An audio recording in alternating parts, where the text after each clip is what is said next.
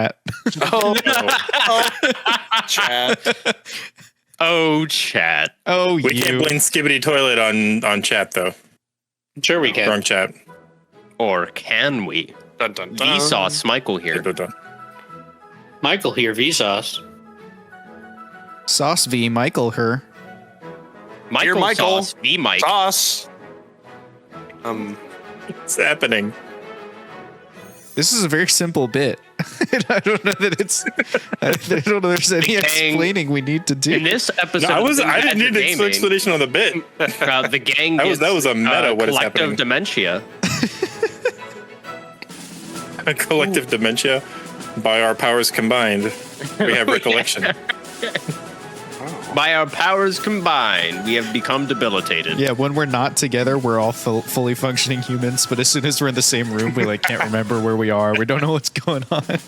It's the There's inverse one brain ninja cell theorem. between all of us. Whose day is That's it all with we the need. brain cell? That's all we need, baby. One It's brain probably cell. not my day with a brain cell, but I'm on my 4th caffeine of the day, and we're going in. Man. Are all of your insides still inside? No, chat. This stream is not going to be just Josh. Sorry to disappoint you, but the rest of the gang will be here. They will be joining us. I'll be right back. Hey, it's me, the gang. I want to get a drink of water. Okay. You're an adult. You need to ask our permission. I rose my hand in class. Rose it? Excuse me. Can I please go? A rose by any other class? No, Cleo does be need our nearly as permission. bathroom. All right, Chat with the best quote. The gang's all here now. We can die together. Let's go. Oh, So as you guys That's know, a if you K, you K. if you IUK, you have something. IK. Okay. Okay. I beat Ghost of Tsushima on my newly purchased PS5. Ooh. I know that's the Ghost name of the Tsushima? game, but it sounds like you're just slurring through a word you don't fully understand when you say the Tsushima. name of it. It's Ghost of Tsushima. Tsushima. I know it really Tsushima is the way to name. It pronounce just sounds so funny to me when people say it. Ghost of Tsushima. You know, like when you're singing that song and you don't know just the one line of the Yeah. chorus. You're like, come on, Eileen, Ghost of Tsushima. Yeah. But it's really good. If anyone here enjoys like open world fantasy RPGs, it's great. It's super fun. If they don't enjoy open world fantasies, they're dead to Jake. Well, no, it's fine if you don't. But I'm saying you won't like the game. It's not. If you He's don't being like polite. if you don't like open world samurai games, you won't enjoy Ghost of Tsushima because that's the entire thing of it. But it's super What good. about what? That's what it is. I beat Ghost of Tsushima this last weekend, which is super fun. Is what it is. Ghost of what? Ghost of Tsushima. Ghost Boy Sashimi? Yeah, it's a PlayStation exclusive, which is why I only played it this recently because I just got my PS5. But it's like a samurai game that's in the marketing for it, they claimed it was like historically accurate. It's not. It's like historically accurate in the samurai movie sense, but it's really fun. It's super good. Story's very good. Chat, that's probably Don't a you safe have, like, assumption to assume that if people don't like open world RPGs, they're probably not into a Most D&D of the, stream. yeah, I'd say most of the audience of D&D streams would also enjoy open world RPG video games. Next on the list, as far as RPGs that I want to play, is The Witcher 3 because I've never played it, but like 70 billion people have recommended it to me over time. Nice. I got all three in a bundle, and I wanted to go through all three of them. And I'm slowly trugging through one. It's very clunky. I was gonna say I've heard that The Witcher 3 is like the one that's worth playing. Like it's really good, but the first two are like fine. Well, That's like what I've the heard. reason I wanted to do that is because they say the story like carries through between. It's kind of Maybe like watch a Let's Play. it's kind of like playing Mass Effect, right? Like, Yeah, while Mass Effect 3 might be of the better, more polished, except for the ending. Spoiler. The ending it has an ending. good. it has an ending. It has Spoiler an alert. ending. Spoiler. The first one has definitely got some rough patches. Like, especially Yeah. if you want 100% the game, don't even bother playing it like you should. Where you're like, I'm gonna go find everything naturally. It's gonna be hell. Just like I would a love. guide. I would love to ask everybody Witcher what's your 1's feeling like that. attitude about 100%ing games, and have you ever 100%ed the game? I'm not like I need to 100% things. I I just, like, wanna 100%ed enjoy the Pokemon game. Emerald on Game Boy Advance SP, but I did have to, at the very end of the 100%ing phase, I had to use a Game Shark because there are a couple things that you have to be able to trade to get, and you had to have friends to be able to trade for things. So Struggle. It's real. yeah, so I Poor had to Josh. use like a little Friendless. cheat cartridge at the end there, but most of it I did on my own. You got the Haunter with the Everstone, and he cursed. I'm of the opinion if it's actually within my power to achieve it and I feel like doing it, I'll do it. But if it's a pain or just not worth, like, I don't know. I have a cost efficiency that I look at it, cost opportunity cost. Opportunity cost. There you go.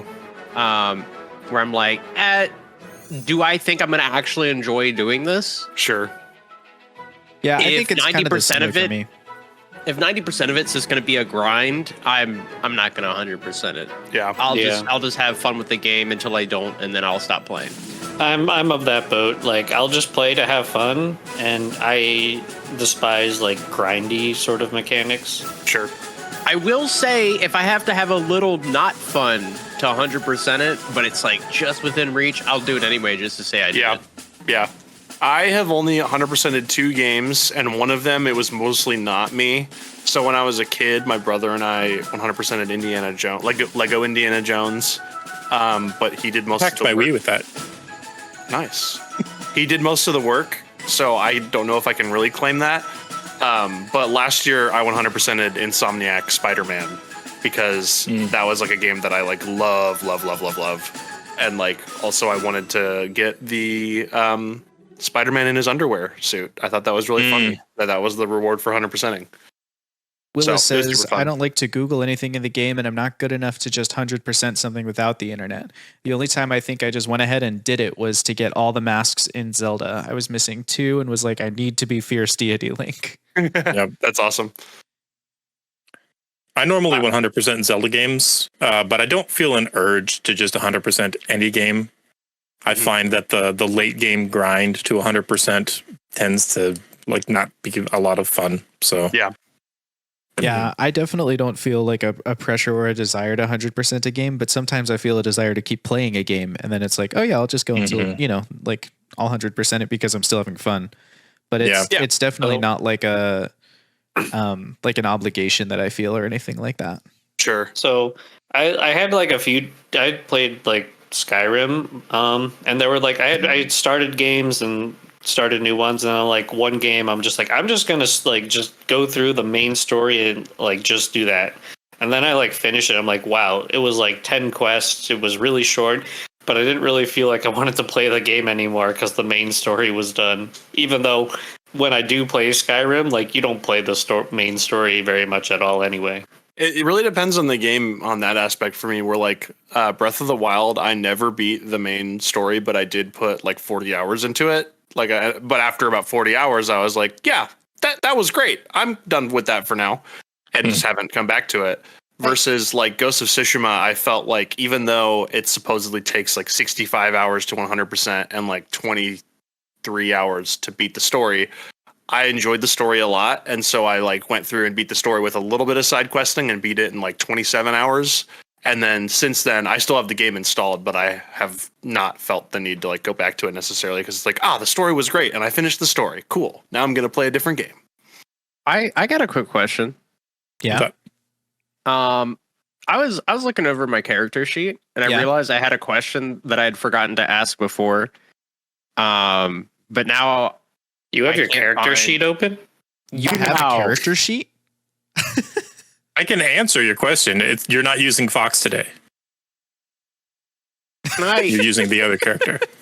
Can I just ask a legitimate question Yes. at some point without being like severely No, roasted? it's too fun. I wanted to look at the character, what is it? The races, the custom races, and I couldn't find that link again. So I was wondering where it was. It is in the Discord message to just you and Trevor. It is also in the group chat or the Discord message that's to all four of us, like that thread in our Discord server. It's in both those places. Both of those places. I think I even pinned it in the message to the two of you. But here, I'll message it to you again. I found it. Okay, you got it. In the messages.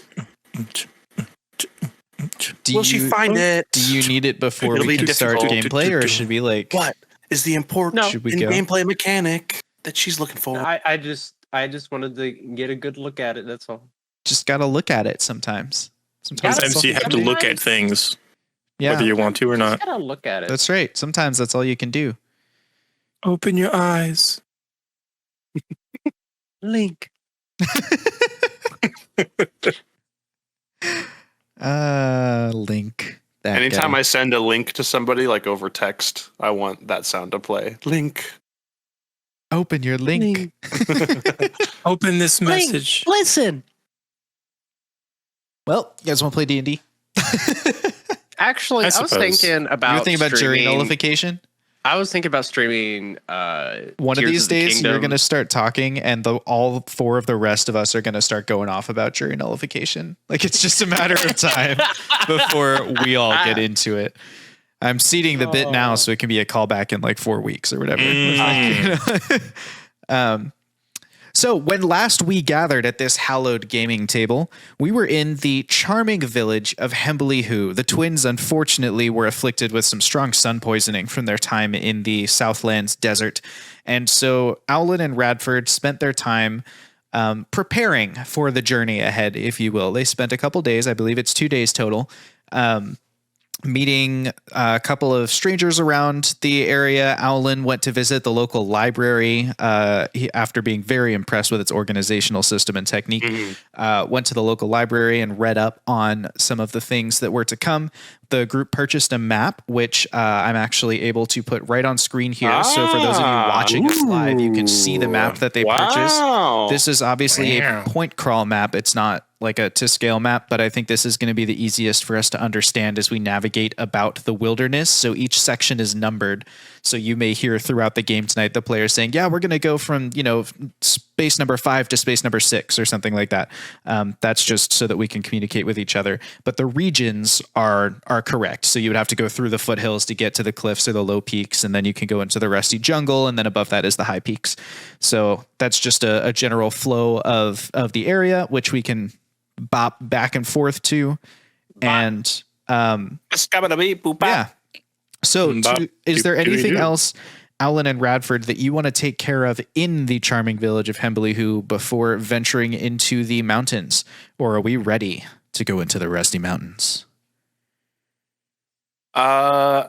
If I remember correctly, the whole goal of last session was to be ready. So I think we're ready. I agree. I'm giving you another chance. I'm giving you a mulligan here if you need it. Great. So then we do head into these here Rusty Was that Mountains. you asking if we need a mulligan? It's too late now. Here's the Rusty Mountains on the map in front of you. You can see the world that awaits you. Aulen, talk to me about the route you want to take. And are you still planning to go to the Rusty Geyser? Is that your destination right now? Yeah, the intended destination is the Rusty Geyser, following along with Radford's dream. Okay. So we're starting at Hembelihu, it looks like. And it basically breaks down for our audio listeners. There are kind of two, there's a higher path and a lower path here. So there's a way to get there that goes through the foothills into the barren cliffs that rise above Hembelihu before you come into the Rusty Jungle, and then you kind of follow through the canopy a little bit until you get to the Rusty Geyser. Or you can take a sort of lower road where you go through the foothills into the low peaks and then just kind of dip through the cliffs real quick before you're in the Rusty Jungle to make it to the geyser. And so these are kind of the two different paths that the group is deciding between.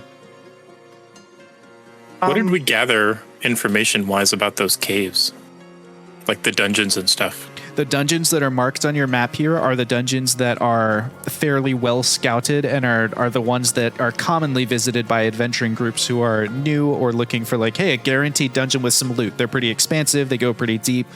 People haven't quite found the end of them, but people have gone into them enough that they're a known quantity. This does look like the Clash at Demon Head map. I think, Bradford, I cannot remember if we discussed this previously. Do you have a preference, or did the map maker have a preference between the high route and the low route to get to the jungle? Well, I don't think there was a preference on the map per se. We just got a good heading.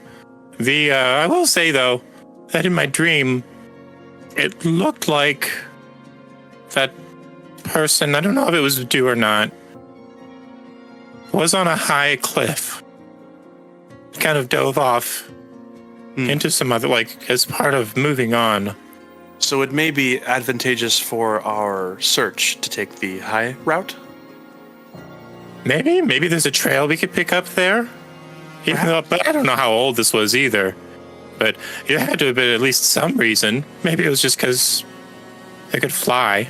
But that's perhaps. However, if it was the route that was taken in the dream, I don't see any reason why not. Here's an idea, though. Really big, tall cliffs.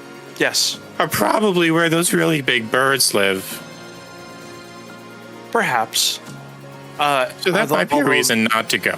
The alternate reasoning would be that the low peaks, the smaller cliffs and such, they are likely where the scorpion people, the Tinkali, reside. So I believe we will be facing off against some sort of predator to us either way. I mean, honestly, I think we could kick that big bird's butt, so I'm not worried about it. I think that I'll follow your lead. I believe that because of the route that was taken in your dream, we should take the high road through the cliffs. Are the twins? Are they awake yet? Hold on, let me check. Hey, you two! We're getting ready to go. Get your junk together. Hello, sister. How are you feeling today? I'm still getting my things together. Just bear with me. Did we miss anything since we were incapacitated?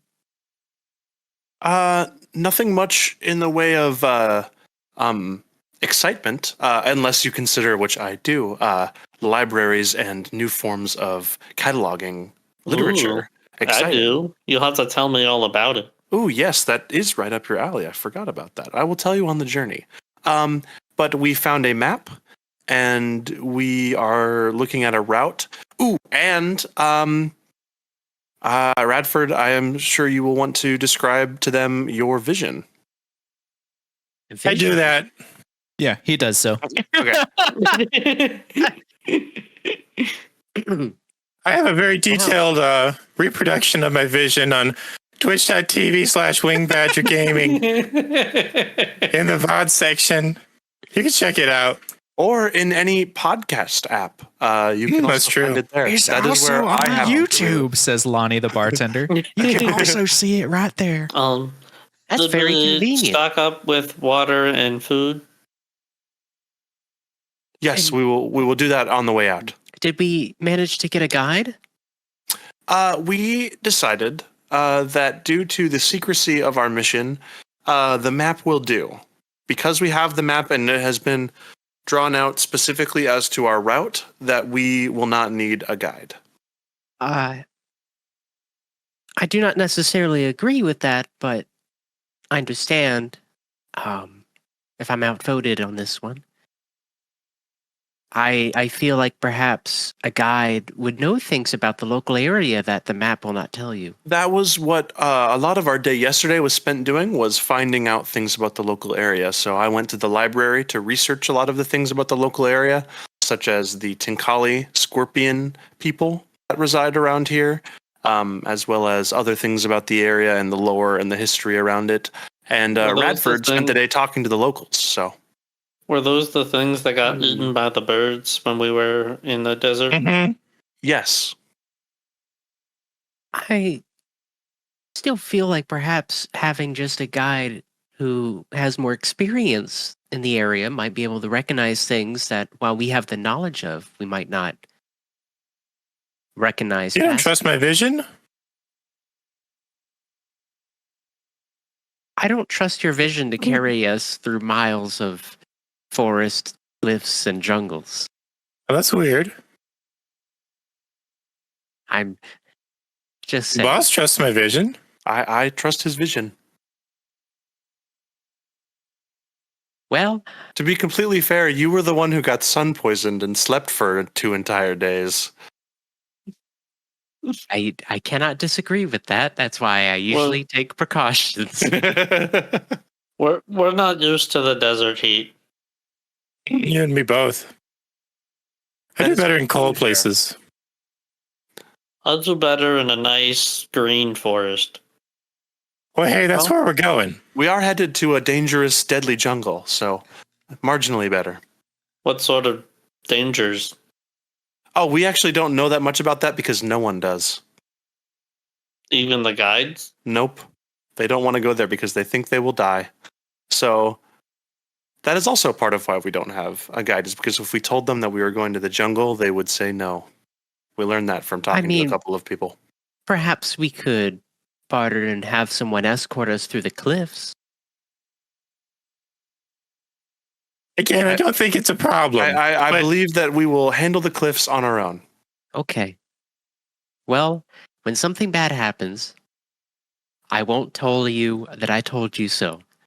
I mean, bad stuff has already happened. I feel like it's going to continue. And if there's anything I know about this group, is that bad stuff will happen. But that is part of the experience. And part of saving the world. I mean, we did get buried by a sandstorm, not like moments after stepping into the desert. I don't want to be reminded of that. Let's push forward Well, then. as to not be reminded of sandstorms, we will push into the mountains. Yes, exactly. And on our way out, we'll grab some food and water. And so we do. This group pushes into the mountains, which we can now see on our screen here. Are you taking the high road or the low road, Aulen? We are taking the high road as to follow the general path that Radford saw in his dream. Got it. So that means, okay, so what I would like from you folks is let's get someone's going to be your navigator, and they're going to roll survival with advantage to keep you on track. Someone is going, that's because you have the map, so that's advantage. Someone is going to be your lookout to prevent you from getting into dangerous, spontaneous encounters. They're going to roll perception. Someone is going to be in charge of your supplies. They're going to roll a constitution save with advantage. And someone is going to be in charge of... actually, that's probably all we need. So let's start with those three. You can delegate those roles as you will. So I need a survival check with advantage. I need a constitution save with advantage because you're buying all your supplies in town, so you probably won't run out. And I need a perception check as your lookout. Aulen will do the supplies. I wouldn't mind flying and doing the perception.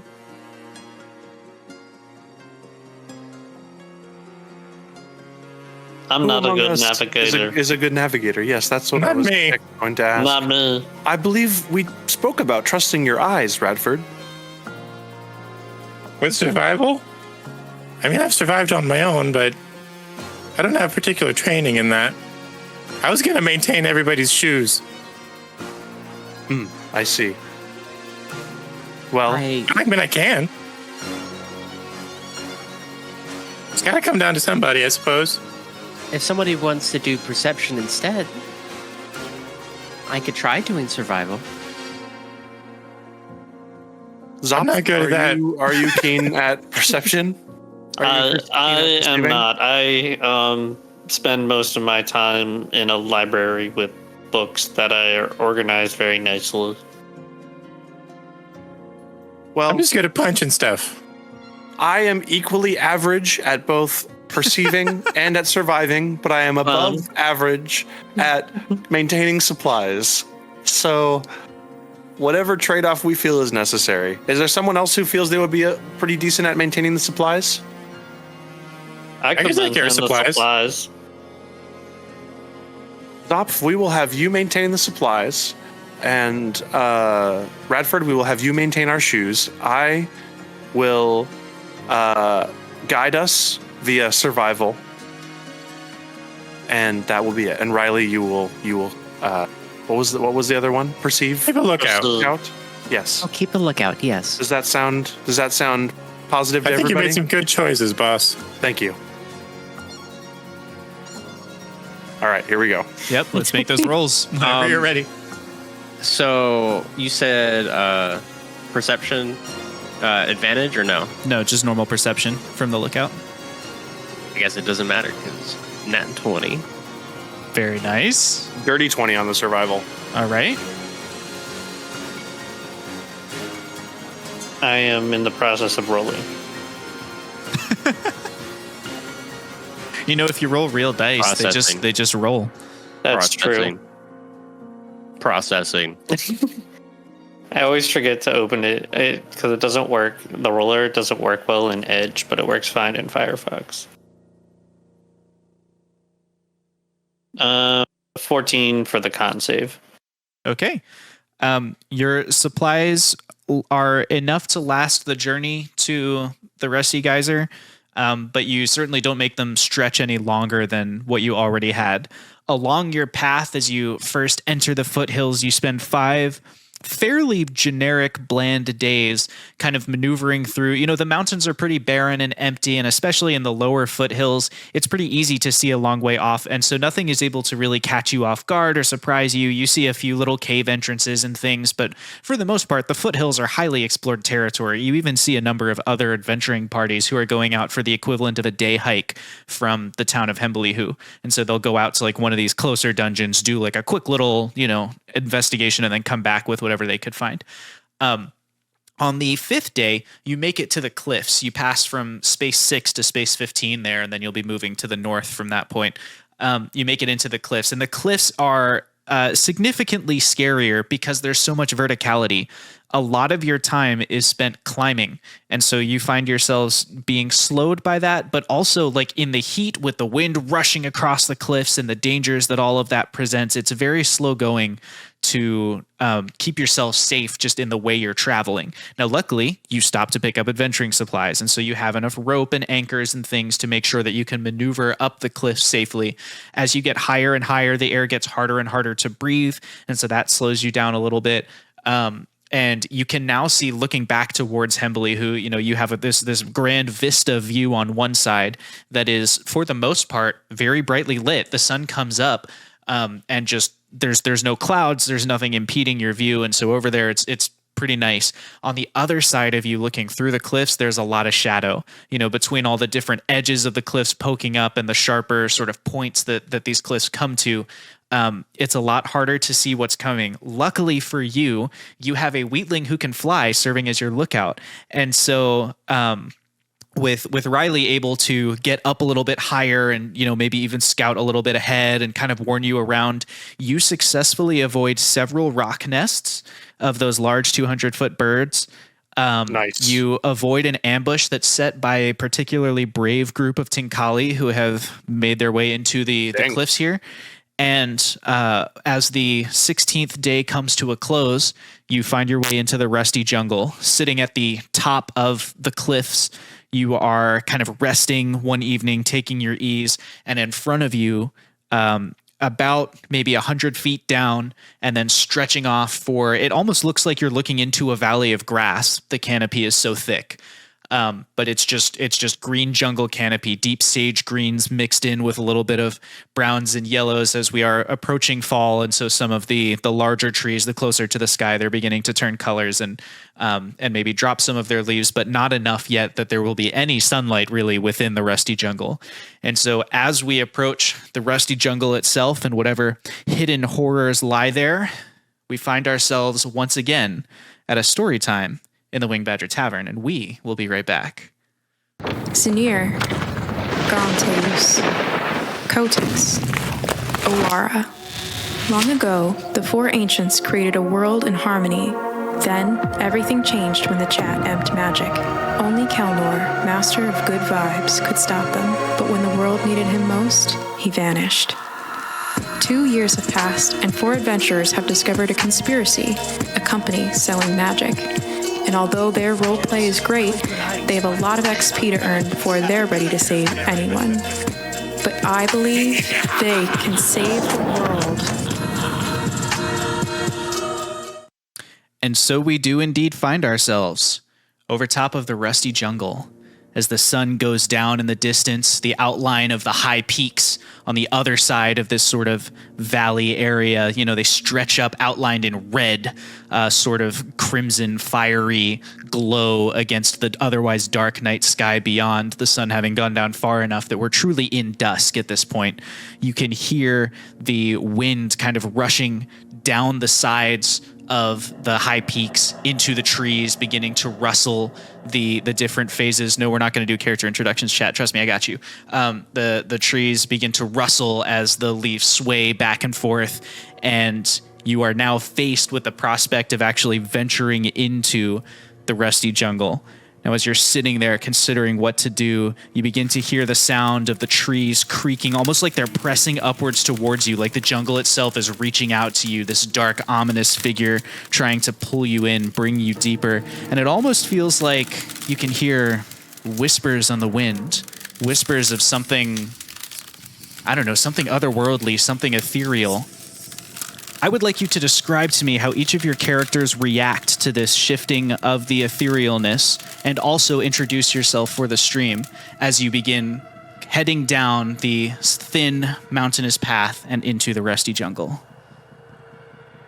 Aulen is an Azamar barbarian. Azamar barbarian artificer.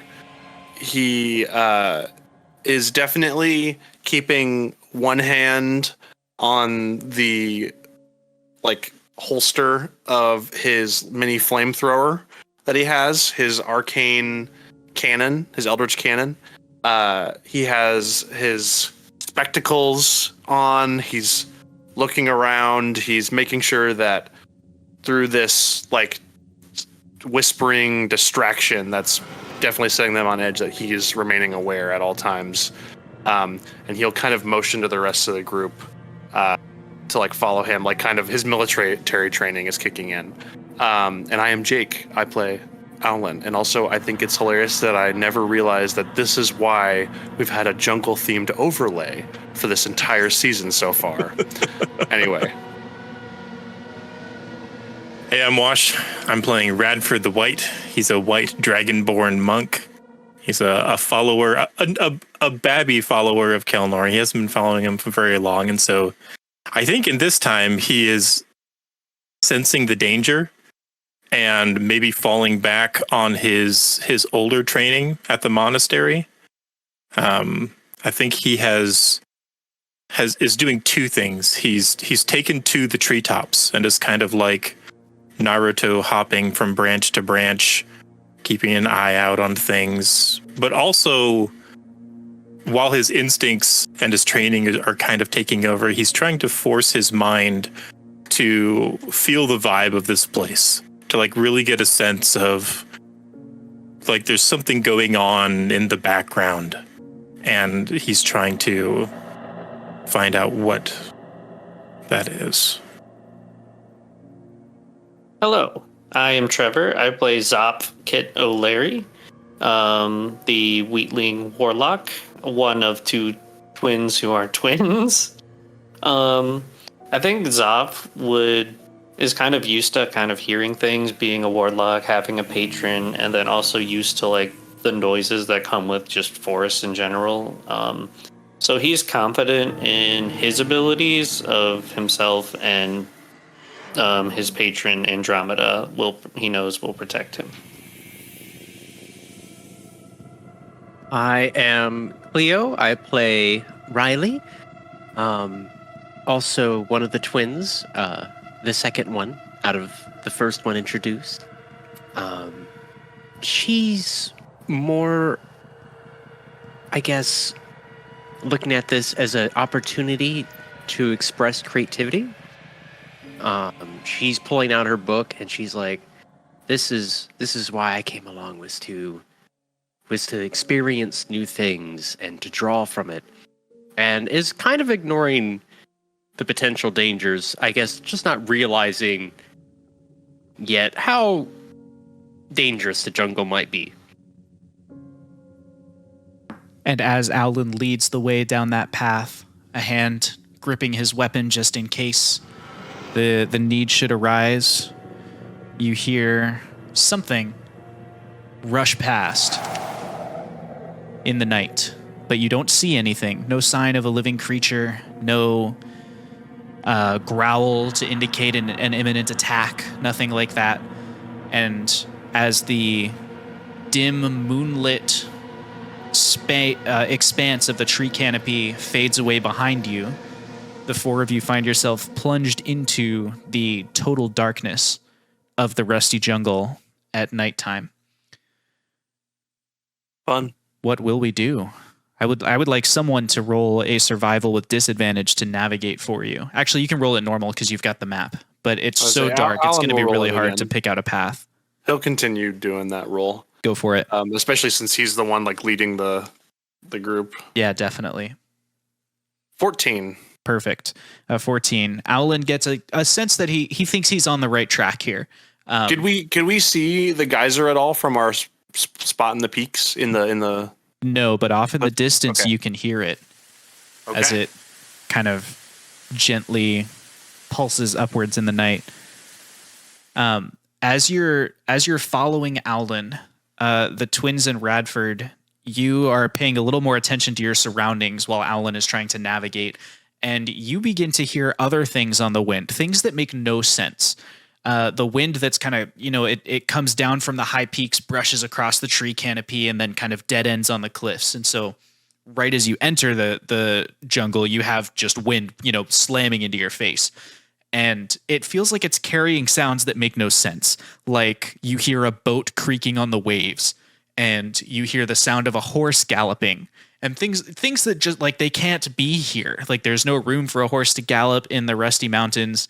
There's certainly nowhere in the high peaks or on the cliffs behind you. Those are barren mountains. They're sun parched. Like there's no way for things like that to live. Obviously no boat can sail up here, but you just hear like little bits and pieces from time to time, little just like little snippets of strange sounds that don't fit as you find yourselves moving into the rusty jungle. So looking at the map here, we're at space 23, headed towards space 24. So we're up on the northern part of the rusty jungle here. And as we move through, I'm going to add the first die to the tension pool and see if anything happens. Now, this first night goes relatively easily for you, although you're going to need to stop and make camp somewhere. And unless you're going to roll Constitution saves and continue through the night. I guess that's a decision for you. We have our tent. We're going to make camp. Okay. You make camp. Are you trying to hide your camp at all, or are you just going to sort of find anywhere the tent fits and put it down? Aulen will at least make some attempt to hide the tent, especially some attempt to hide the tent. Great.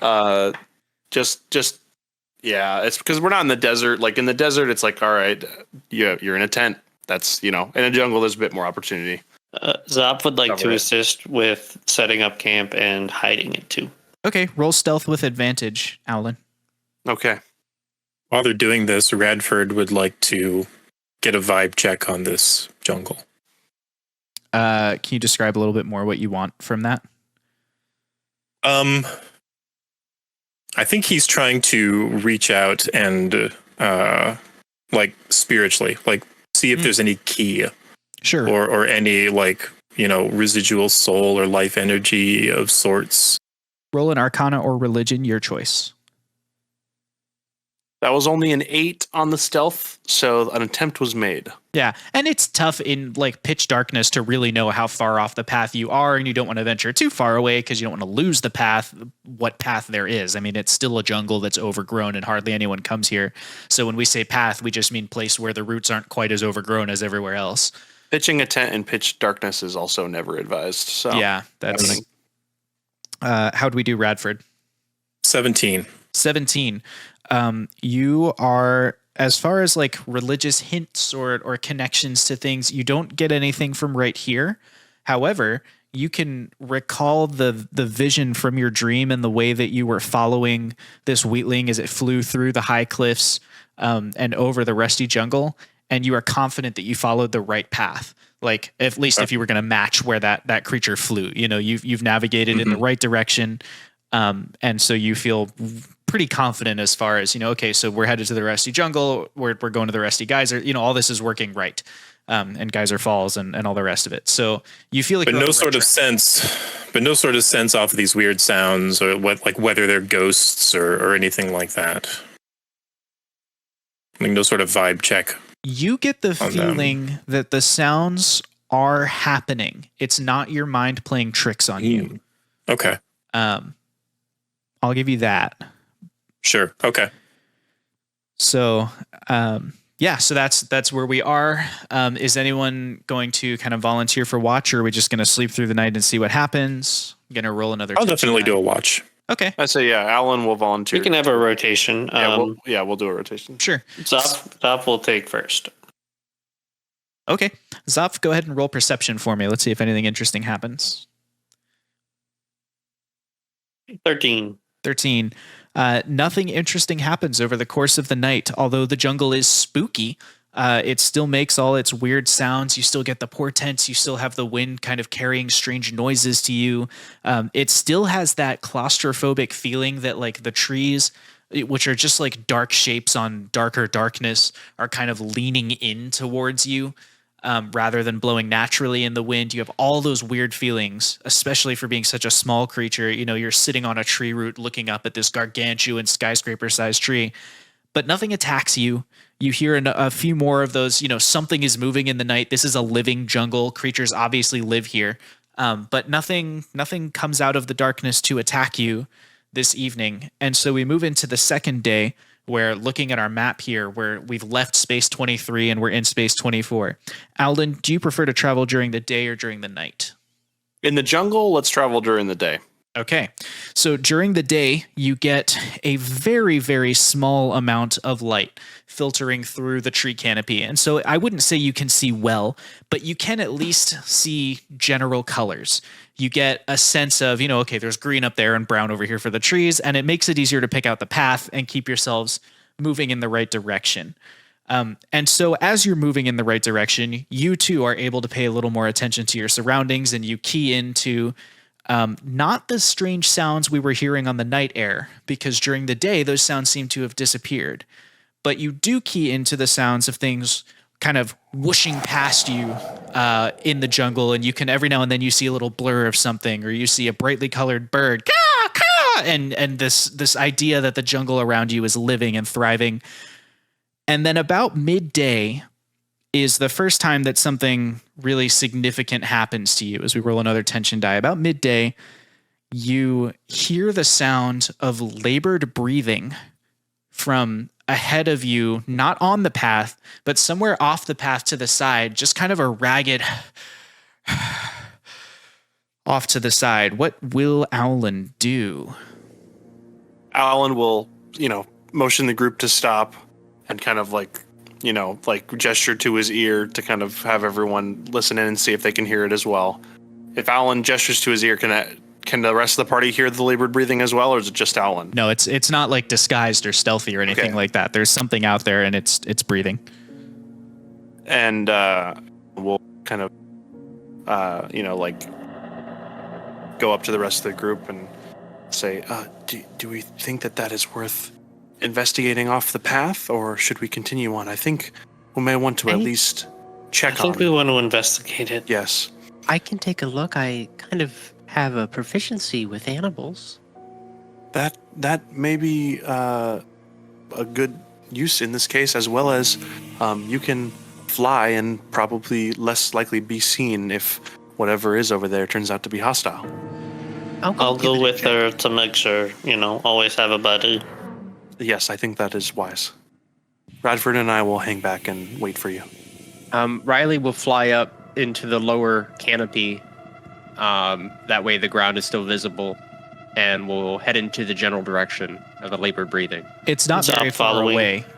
You kind of begin maneuvering among the branches, which again, to creatures the size of wheatlings, the branches are pretty big obstacles, and so you have a lot of cover from the ground as you're kind of darting here and there through. You've got the leaves above just barely brushing the tips of your papery wings as you flit through, and then beneath you, the branches blurring past one after another until finally beneath you, maybe 20 feet off the path from where your group is walking, you see a figure, a deep shaded figure, kind of resting in the shelter of a little like half cave of tree roots that have kind of intertwined together and formed a little bit of a not quite watertight, but a little bit of a shelter there on the ground. And you can see it's a humanoid figure that you can see kind of resting, leaning back against the tree. It has shining kind of brass metallic armor on, and as you get closer, you realize that it's not a humanoid, it's a Tinkali, one of those large scorpion creatures. The rest of it is tucked under the nest or the web of tree roots, and it is wounded, perhaps mortally.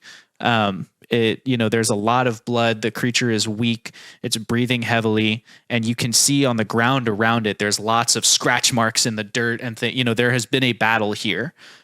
Next to the Tinkali on the ground is a spear that has been snapped in two, kind of laying there on the ground, and you don't see any blood that doesn't look like it belongs to the Tinkali. Whatever the other creature was, it seems to have gotten away unscathed.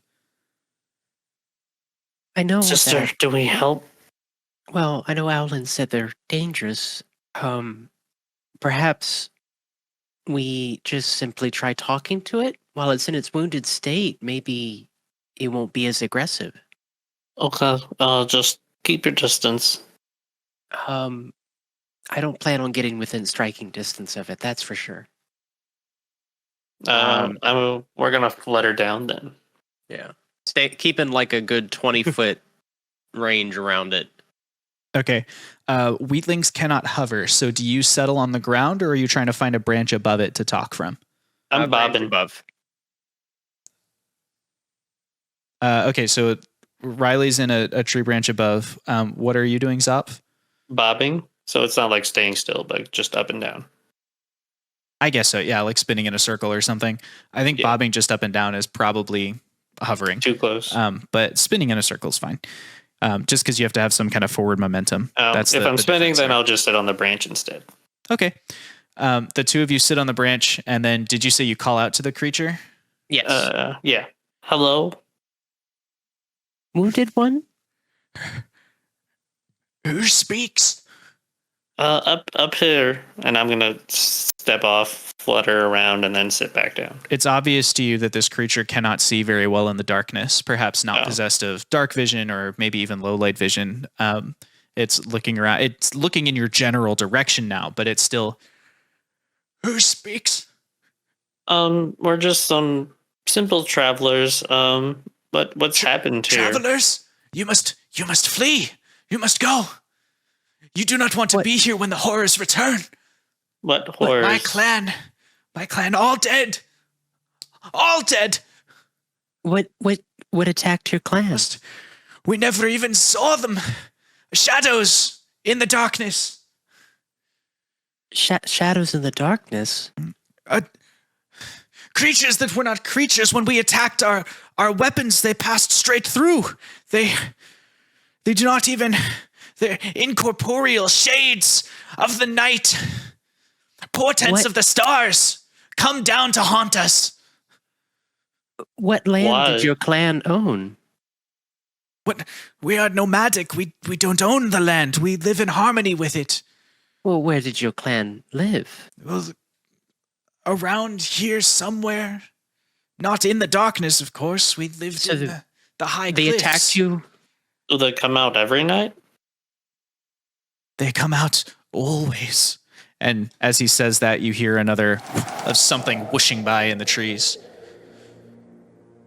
We try to warn adventurers away, but they don't heed us. They don't heed our calls. They think that we are trying to prey upon them, or that we are ourselves simply weak and cowardly, so we took to chasing them back to their village. We sought to be seen as monsters, to be feared in our attempt to protect the lives of the weak. But in doing so, we left our backs exposed, and see here how we have been repaid for our good deeds. How long have you been living here? And how do you fight them off before? None has ever fought them off. We have outrun them. I'm going to go down and hover, or it does not hover, but land just before him. He looks in your general direction, but still obviously does not see you. I'm going to touch you. Is that okay?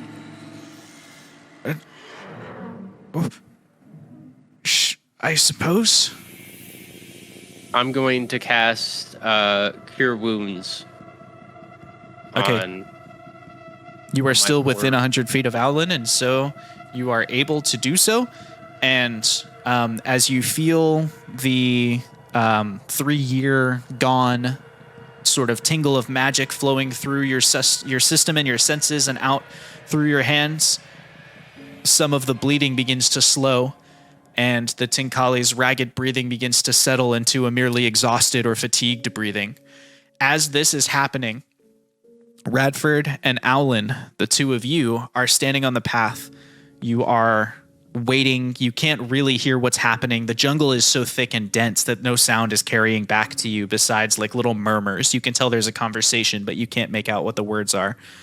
But as the conversation is happening, it's been maybe a minute since the twins left and went around the corner. You hear very slow, methodical footsteps on the other side of you, coming, like, you know, if the twins went to your right, they're coming from the left, deeper in the jungle. One set of footsteps. Aulen, from your soldier's instincts, you're confident it's a humanoid. It is not attempting to disguise itself, and it does not appear to be like it's not running or anything like that. They're unhurried, casual steps walking towards you in the darkness. Okay. What will you do? Aulen will get Radford's attention, make sure Radford knows what's going on, and then stand in the path and actually raise his voice out too, because it's not, they're not disguising their steps. Who goes there in the jungle? We are across the way here. Radford is in a stance. The footsteps come a little bit closer, and you get the idea that they're just on the other side of the trees. And in the dim darkness of the day, the trees do seem to be leaning towards you. And finally, you can see a humanoid figure, fairly tall. Aulen is looking up at this creature, but they're not like a giant or anything. But 7 to 8 feet, something like that. And they're wearing like a deep gray traveling cloak that, the hood is pulled up over their head to ward off the bugs and whatever. And you can't see anything of them except some boots, the gray cloak wrapped around them, and a very, very small part of their face, very dark-skinned face.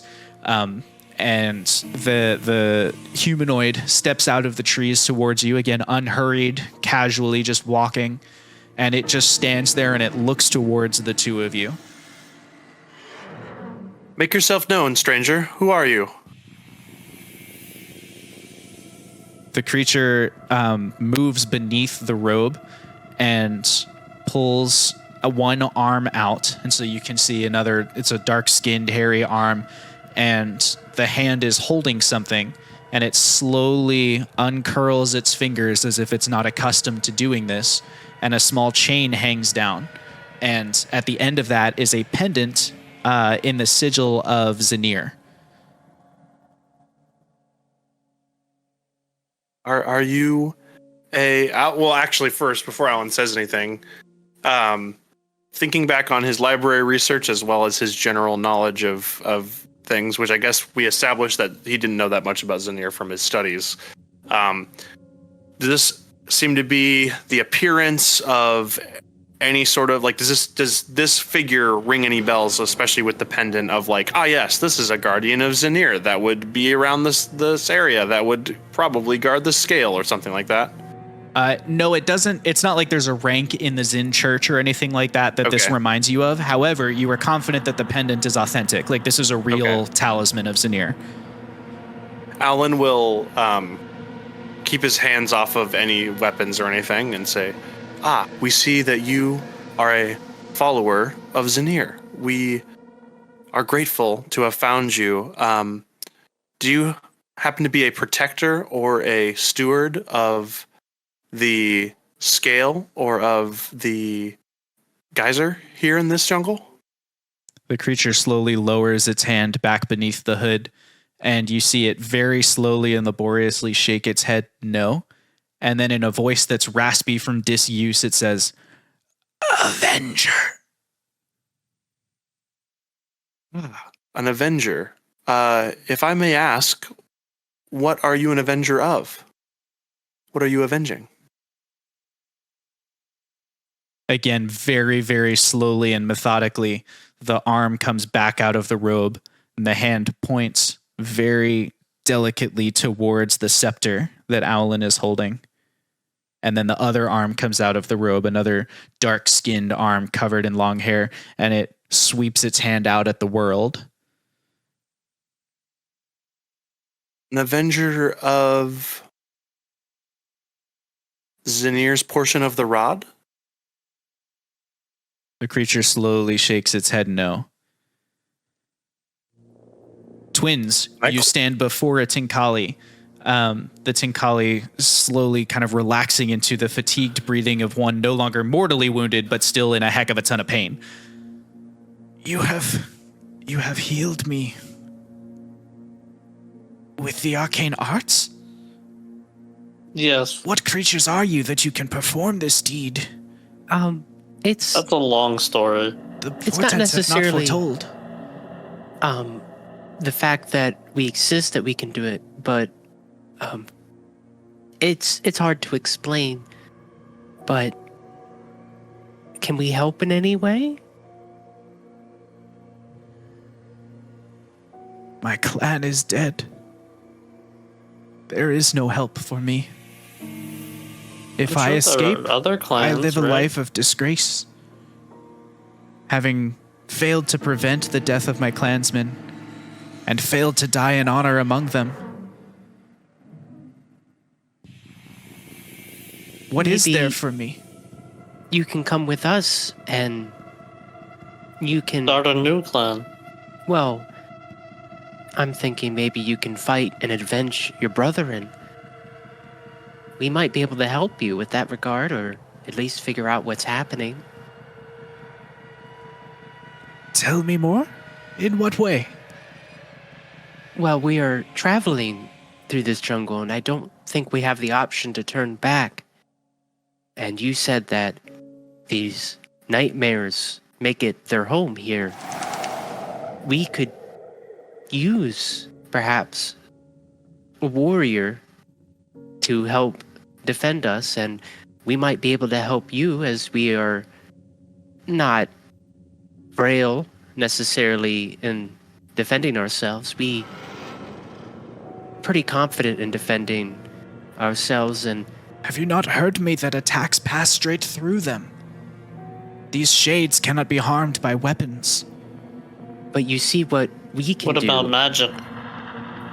I know not. Magic is lost to us. So perhaps we can help you avenge your brother. Or at the very least, you can die trying. It would be an honorable death. Radford and Aulen, the two of you stand before a tall, hooded figure. Radford was about to say something. While this conversation is going on, Aulen's taking the lead on that. Radford kind of wanted to clock, do a 360 and just kind of make sure no one was sneaking up on us while this creature has our attention. Okay, go ahead and roll perception for me. 18. 18. You do not see or sense anything sneaking up on you. You can, however, tell that the previously labored kind of dying breaths have relaxed a bit, almost into a fatigued state. So you can tell that whatever's happening out there, it seems to be the situation is de-escalating rather than escalating around the corner from you, deeper in the woods, while this creature is standing in front of you. Aulen will pause for a moment and consider what this this servant of Zinir has said, and then the tall creature, while Aulen is considering, kind of reaches towards Aulen and rests just like a hand, or attempts to rest a hand on the arm of Aulen that is touching the scepter. So it's not trying to take the scepter from you, but it's just trying to indicate that side of you. And it says, "You restore?" Almost with a question in its voice. Yes, we are here to restore the balance and the magic back into the world and dispel the evil that the aboleths are doing. And I am sorry for misunderstanding you before, but do you mean to say that you're here to avenge the avatar of Zinir, Do Bumblefoot? The creature doesn't reply, but it sort of relaxes its shoulders, like it feels like it's finally been understood. And it kind of puts its hand right in front of your face, and again, very, very slowly curls its finger into like a follow sort of request, and then turns and very slowly begins shuffling off deeper into the jungle. It is moving again, just to pull our map up here. It's moving in the direction you want to go. You're in space 24. It's headed down towards 27, where the geyser is.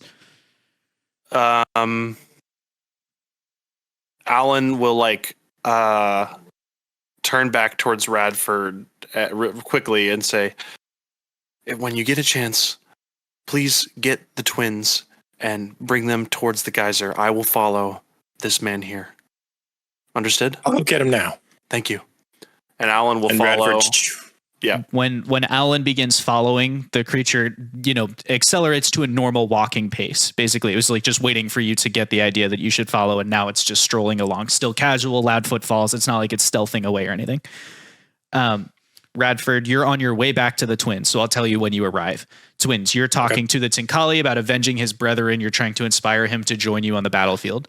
Another option too is, I know you said you tried to keep humans away, but if we can get you in good graces within town, maybe you could be employed by town to do the same job, but not be chasing them away and scaring people, and instead be helping them, and then also improve the reputation of your race. The Tinkali straightens up and looks almost affronted as it goes, "The Tinkali are not employed by civilized villagers. We are nomadic peoples. We do not settle. We do not define territory as if to take from the world, something that we should live in harmony with."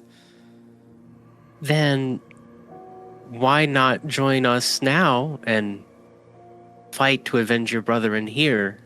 Because otherwise you'll be settling here to die a dishonorable death.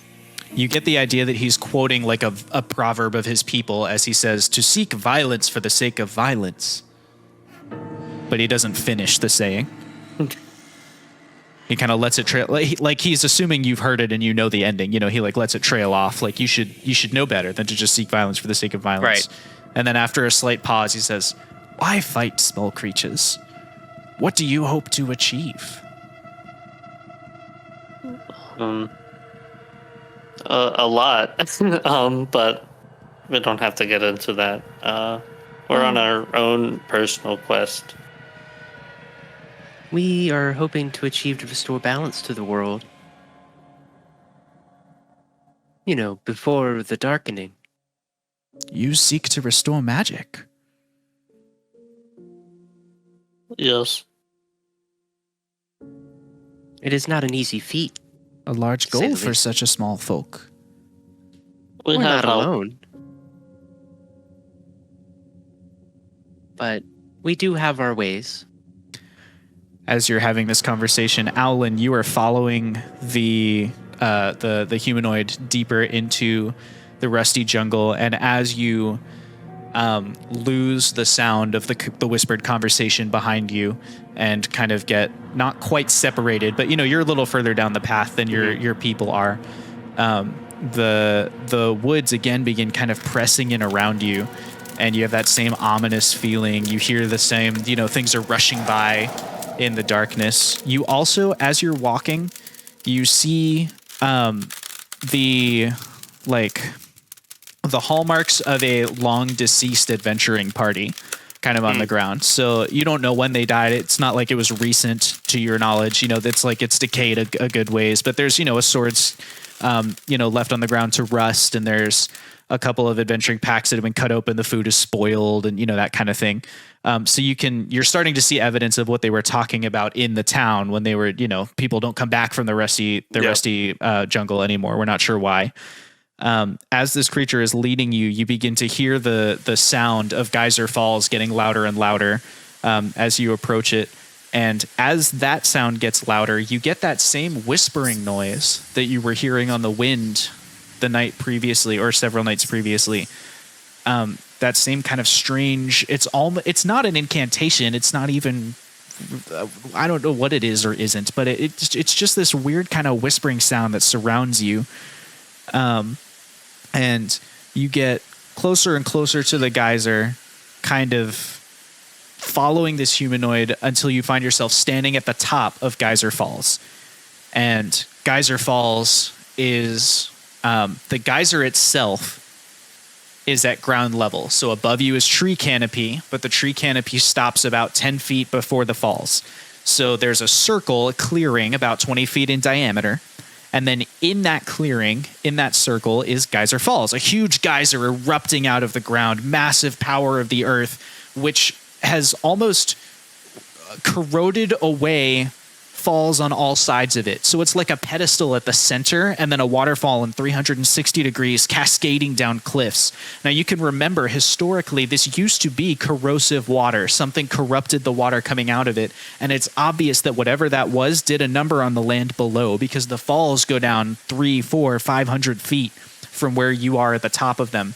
And there are these deep grooves or channels cut into the base where you can tell like the most corrosive water went down in a straight line, and then when the water was purified, the rest of the world was kind of eroded to match. So at one point, these may have been just straight up like vertical tunnels where the water itself just went straight down. Now it is a proper falls. However, with the ground having corroded over time, there are like almost like land ramps, like huge chunks of rock vertically that have been corroded, and then tectonic activity or a large storm, a lightning strike, something has dislodged them and they've kind of fallen and made this huge leaning kind of vertical slope. Not that it would be safe to climb down. It's slick as all get out. It's covered in water, pure or not. But the falls does have these sort of land ramps leading deeper down into it.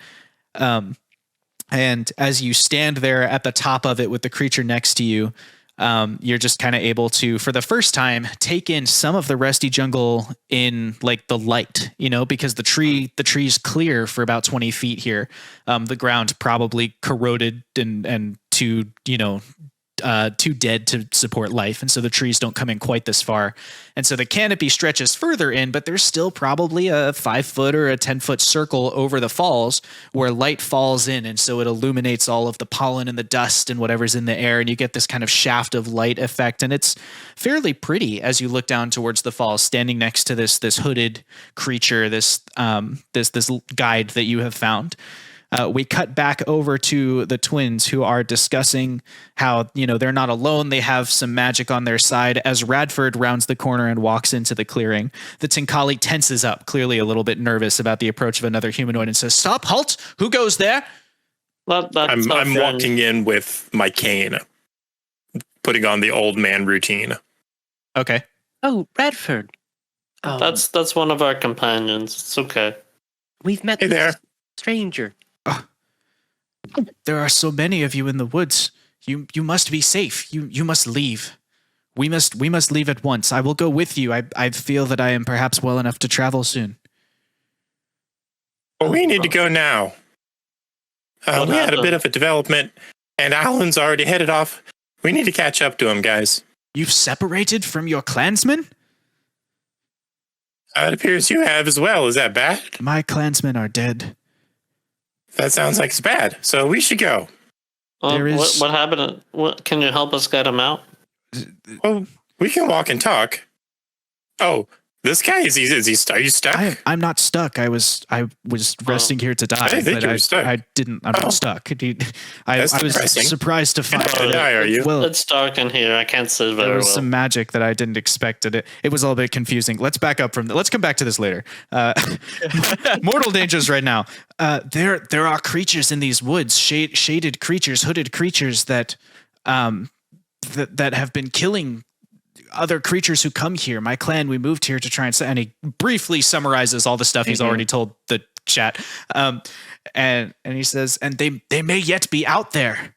There is a leader among them. If you see him, it is truly a dark portent. He is a tall figure, a humanoid. He wears this gray cloak, this hood, and he carries a talisman he's stolen from a sage of one of the gods.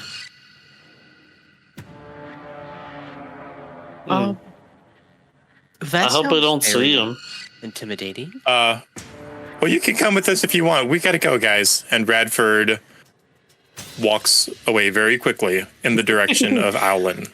The All right, Tenkali has like this sort of squint on his face, and he goes, "You have seen the creature I speak of." Let's go! At that very moment, a huge clap of thunder sounds above you, and lightning strikes onto the ground, and it starts a very small fire that is almost immediately put out by the rain that deluges down on the rusty jungle, so heavy that it slams through the canopy and presses down with like a physical weight, almost like hail, but it's just raindrops that are really, really big as the water just cascades down. We cut back to Aulen, who's standing without the benefit of a tree canopy above. The water begins pouring down, slamming down on you, and Aulen is not wearing a whole ton of clothes, so Aulen, your skin is exposed to the weight of these really large, baseball-sized raindrops. And I was sunburnt, so that doesn't feel good necessarily. Yeah, so that feels awful. I'm going to need a constitution save from you to... Actually, let's make it a strength save to keep your feet, basically, just from the force of impact of the rain slamming into you, and with the geyser making the ground a little bit, softer and harder to hold your footing. 11. Radford, you are in the lead of the group, and so as you're power walking down the path, you too come into range of the geyser, and you see Aulen standing there with the creature next to him. You hear the same kind of whispers all of you do now. You hear those kind of dark whispers on the wind, and then you hear an unearthly growl begin emanating from the creature next to Aulen, who turns but is having trouble keeping his feet in the rain as the creature launches itself onto him, and it's going to roll to grapple. Aulen, it rolled a 25 to grapple you. So for you, that's an athletics or an acrobatics. I got a 21. Okay. So that's not quite it. Not quite it. And so you come around the corner just as the creature leaps onto Aulen and launches over the side of the falls with him. Oh, geez. Aulen, you begin plummeting down through the water. The Radford obviously sees this first, but all three of you know about it. But there's one round here of this happening before we enter initiative. So you can all roll initiative, but I'm going to describe what happens as you fall first. Yes? Could I, before he made the leap, could I cast a spell? You can make a dexterity save with disadvantage with a DC of 16 to cast a spell before he's over the edge. No. Okay. So your reflexes just aren't quite fast enough between the rain and it's dark and you were a little bit behind Radford and all the rest of it. Aulen is launched over the side. Aulen, the first thing you feel is the 2 hit points of damage you take as you're slammed against the rock on one side. The creature holding on to you, its hands are ice cold and they feel more like claws than actual hands. As you're falling, it continues that unearthly growl kind of emanating from it, the whispers getting louder and louder. You can see at the base of the falls, there is an arcane circle etched in the ground that you are plummeting towards. Oh, geez. This first round has taken you about a fifth of the way down. So in 4 rounds, you'll land on that falls. the water still again cascading over you, making everything difficult to see. Is that just a solid stone floor that has the arcane circle on it? It's like rocky and it's not like it was made. It's a rocky, corroded, normal floor, and then the circle has just been carved into it where it would fit. Standing at the top is the rest of the party. Now I would like everybody to please roll advantage. Initiative? And that's what I meant. Initiative. Let's Do we all go. get advantage on our next Everybody roll? gets advantage. No, you don't. So roll initiative. Luckily for you, this creature rolled pretty low. I got a 16. Okay. Alan had a 12. 12. I got a 19. I got a 9. 19 and a 9. And the creature, well, we'll find out when we get there. Top of initiative order is Riley. What are you doing, Riley? All right. How far down are they? They're like about a fifth of the way down. They've fallen roughly 100 feet. 100 feet. Riley's contemplating how to save a friend here. We're gonna have to contemplate quickly because they're falling. I'm gonna do the same kind of 30 seconds thing. Yeah. 30 seconds, you said? Yep, starting now. Okay. All right. I don't think I have. 15. Okay. 5. I'm gonna go ahead and cast Wind Wall. Okay. Can I use it to create like a cushion for Aulen? It has a range of 120 feet. I'm not sure if that's Give the me way 1 it's second. I'm intended. checking it. Yeah. Is Aulen in the water? Yes, they are in the falls, plummeting down towards the ground. Okay. No, only smaller flying creatures are held up by the wall. The wall's not strong enough for creatures larger than that. All right. But does it at least slow it down?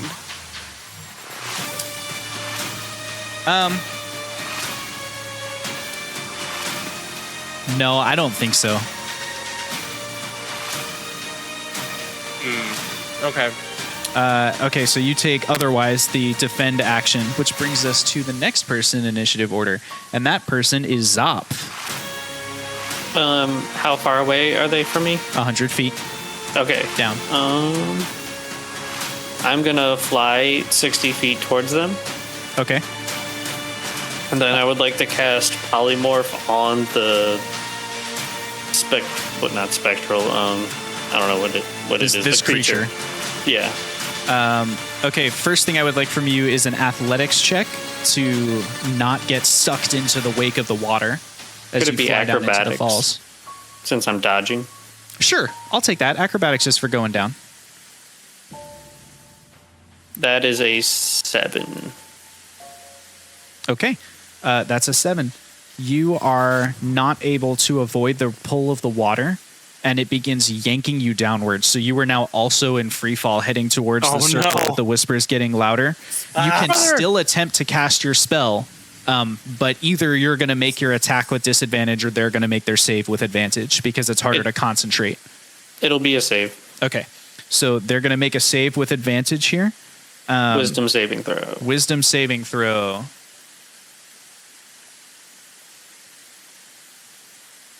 Okay, that's an 18. Dang, just beat it. So the creature is not affected by your spell as you begin falling as well. And then it is the creature's turn. The creature again lets out Can I this... use a bonus action? Sure. I want to try and cast Hex on it. Okay. That's an attack from you, right? As I place a curse on it that you can see in range. So does Until it have the a spell save? ends. No. Oh, I see what you're saying. Okay. That works. Yep. That's my turn. For those of you listening, until the spell ends, you deal an extra 1d6 necrotic damage to the target whenever you hit it with an attack. Also, choose one ability when you cast a spell. The target has disadvantage on ability checks made with the chosen ability. What ability will you give this creature disadvantage on? Wisdom saving throws. Should have done this first. Disadvantage wisdom. Got it. Yeah. Let me make a note here of disadvantage wisdom. And then... That's the action economy. Yeah, really. Oh, well. And then the creature itself, getting closer, doing that deep growl from within its hood, the claws cutting into Aulen's skin. Aulen, it's going to... It's not really a bite, but like you feel this kind of sharp pain sensation all along the skin of your arms. And you take... Well, it's going to roll to stay grappled. I guess that's what it should have done first. So it's going to roll to continue grappling you. In the water, that's going to be tough, but it's also tough for you to escape. So I'm going to say the advantage and disadvantages cancel each other out. It's just straight rolls against each other here. Okay. I've got a 16. And I roll again to stay. Yeah, your acrobatics or athletics. Only an 11. I'm not rolling that well. Yep, so it continues grappling you, and it is going to attack you here. So you feel this sort of burning sensation all along the skin of your arms, and you take 7 hit points of damage off your maximum HP. Oh, geez. And an additional 6 hit points of damage beyond that. The maximum HP cannot be restored until you are subjected to a greater restoration spell.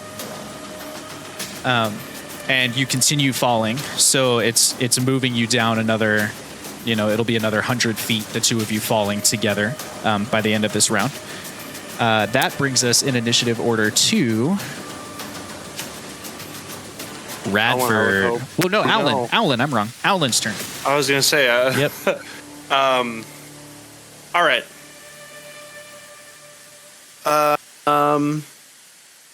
Aulen is going to try to escape the grapple first. Okay. So he's going to roll. You can do it. Again. You can do it. Come on. 25. Only a 24. Aulen escapes the grapple. Let's go. You're Okay, still in so- free fall, Booyah. right next to this creature. Its cloak billowing upwards above it. So both of you were falling head first. Its cloak billowing upwards above it. You're now next to it, still falling. It's got those sharp hands out. From up close, you can see they are definitely clawed as the sun kind of reflects off of the light of the falls, kind of dazzling you and making it hard to see anything. What will you do with the rest of your turn? Aulen's going to try to kick off, like literally kick the creature so that Aulen's course is redirected away from the sigil on the ground. And to get distance away. So whatever that roll is, I would love it to be athletics, but I'm open to other things, I guess, as well. But to kick, or even just a strength check. I was going to say, I think it's just a strength check, because you're just trying to muscle your momentum around. It's not like you have a whole lot to kick off of. And he still has how many turns until he hits the ground? He's got 3 more rounds. So at the end of this round, there will be 3 more of them before he hits the ground. Okay. We've had to utilize before the Aulen rage right before he hits the ground strat. That probably will come into play. But yes, he's going to try to kick off and redirect his path. Okay. Roll that strength check for me. Yeah. Okay. Cool. Gosh dang it! I'm not rolling that well, am I? Do I get? Can I argue to get a proficiency bonus as well? Or I don't just know that one pure really strength? becomes proficient in falling through a waterfall. All right, 13. Okay, 13. Aulen kind of kicks and maneuvers himself, but he's not really able to get enough distance. You're still going to land on the circle at the moment. But at least Okay. you're not grappled by whatever this horrifying monster is as it leads you down. And that brings us to Radford's turn. Radford turns to Riley and says, "Are you coming with?" I'm gonna jump on Radford's back. And Radford runs and just swan dives off the side. And Oh dear. as he's falling down, his feet touch and hit the edge of the waterfall, and he is going to use his new ability of unarmored movement that lets him not only walk on vertical surfaces, but also walk on water. Let's go. Walk on and he vertical water, is just, for example. he's just like shoo, running down the waterfall. Okay. That's 45 feet of movement. He's going to use his bonus action to burn a key point and do Step of the Wind, which gives him another 45 feet of movement. So that's 90 feet. Okay. So he should be 10 feet away from Aulen and this guy. Yep. He's 10 feet away. On the way down, can he grab on to Zopf? He can try. So as you go by Zopf, let's make a athletics or strength check if you're not trained in athletics to arrest his fall. Okay. Not good. That's a 5. Okay. So you take a swipe, but you don't quite grab him, and so he falls the extra 10 feet, and he's now kind of falling even with Aulen and the other monster. I say to Riley, we'll get him. We'll come back and circle around to that. And right when we get down there and we see Aulen kick away from this creature, Radford puffs up his chest and goes, whoa, and just blasts a 30-foot line of ice straight down the waterfall at this guy. He needs to make a DC 14 Constitution saving throw. DC 14 Constitution saving throw.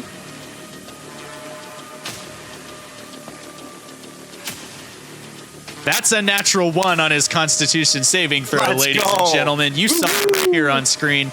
He does not do very well on his con save. Tell me what happens to him. Well, first thing that happens, he takes 16 points of ice damage. Okay. But I'm curious if like a column of ice forms in this waterfall. Like what happens to the waterfall? Because he's just shooting a 30-foot cone straight down at Longways.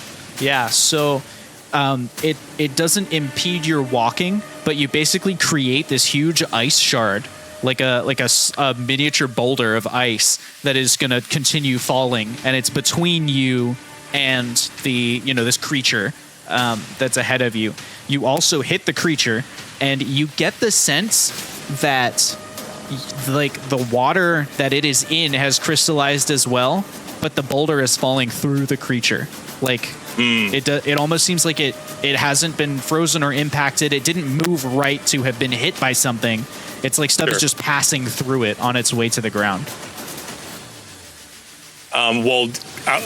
Radford's going to dig in his claws and ride this thing down like a cowboy for the remainder of his turn. Okay. And get ready for what's coming next. Oh, I see. So you're riding the boulder you made. You're like just holding on to it? Yeah, like he was shot out in front of him as he was running down, so he's just going to like grab onto the top. That's so cool. You hear a voice from above you. Now this is an honorable way to die.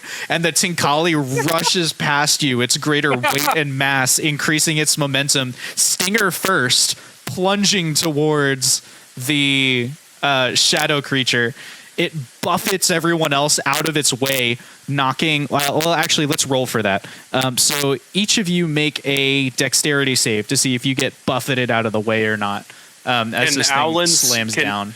Could Aulen have seen the scorpion as it was approaching? Like he's aware that this is about to happen before he makes the save? Sure. Aulen's like pretty far down there already. Okay. I got a 5. Do I just take Radford's? Oh, yeah, because you're holding on to Radford, aren't you? Sure. Yeah, you just take Radford's. What was that from Radford? 18. Okay, what'd you get, Zop? 5. And what did Aulen get? 9. Okay, so Radford, you get to choose whether you're knocked out of the way or not. For the other two, I'm flipping a coin. Does Radford want to get knocked to the side? Right now, you're falling towards the same arcane circle everyone else is. So do you want to get knocked to the side, or are you confident you can change your own course? In this split second, will being knocked to the side push him further from Zopf or keep him on course? It'll push him towards Zopf. He wants to go towards Zopf because his goal right now is to grab hold of Zopf because Zopf's tumbling. Yep, so Zopf too is knocked off to the side, and so the two of you are thrown almost into each other, and so you're like right next to Zopf now, still kind of surfing on your ice crystal with the way I'm picturing it in my head is that Riley is holding on with little wheatling hands, feet streaming up behind you, as you soar downwards. Aulen, I'm flipping the coin for you. I just dropped it. Aulen, you are not knocked to the side, and so instead you take some coincidental points of damage as it kind of swings by you, slides by you. You take 2 hit points of damage, of bludgeoning damage, just from the weight of this creature, and then it smashes into the shadow thing, and it doesn't do any damage. It passes straight through it, but it takes the cloak with it, leaving behind whatever the creature is. And so you get your first glimpse in the sunlight, this like little 10 diameter sunlight coming down through the rain onto this creature. It is a vast, monstrous, literal shadow. It is just a dark space against the backdrop behind you with like these kind of beady dark eyes, like deep brown or deep gray eyes that are looking back towards you. And it's almost like its own skin is ruffling, like it's a bunch of shadows coalescing into one creature. It has hooked claws at the ends of its arms. And what you thought at first was really long arm hair is actually just like the different shadows overlaying on each other, kind of like dappled light. It creates like a lot of texture there. And then it has these same hooked claws for feet. And its feet are bent in the way of like a chimpanzee's, like something that leaps really well or grapples really strongly. And its face, it has these eyes. It has no other facial features, and then it has this huge, like fanged mouth that is open and roaring towards you as the creature growls again. Does Aulen recognize it? Like Aulen's seen Darklings before. This is not a Darkling. Darklings are short creatures. They are size category small. This is something else. But as Aulen's watching it, as the sunlight hits it, it's like the shadows have trouble coalescing properly, and it begins to, it doesn't vaporize, it doesn't die, but it's like it's losing its form. It's getting blurry around the edges or fuzzy as it falls. And every time it passes through the water or into a shaded area, it tightens back up and then it falls apart again. And so it's kind of like this half misty, it's almost like a swarm of birds falling next to you. And it's going to, well, it's not going to do anything because it's not its turn. But that concludes this round. We are entering, so we're now on round 1 of 3 before we hit the ground. And we're at the top of initiative order, which is Riley. Riley clinging to the back of Radford as he plummets towards the ground. The water coursing over you. You are not too far from Zoph. You're off to the side. So you've been knocked out of one stream of water and into another, basically. It's something cool. Aulen is ahead of you as well. Do you have Zoph? I sure hope so. I'm going to go ahead and cast a cantrip. Okay. I'm going to Eldritch Blast at the shadow monstrosity in front of me. Sure. That Eldritch Blast is a roll to hit, right? Yes. Yeah, so go ahead and roll to hit. Give me 1 second. Okay. Does an 18 hit? An 18... Sorry, I'm checking what kind of damage it is. Force. An 18 would hit, and you're confident you lined up the shot properly, but the magical energy soars straight through the creature and slams into a chunk of rock on the other side. You see little bits of the cliff face.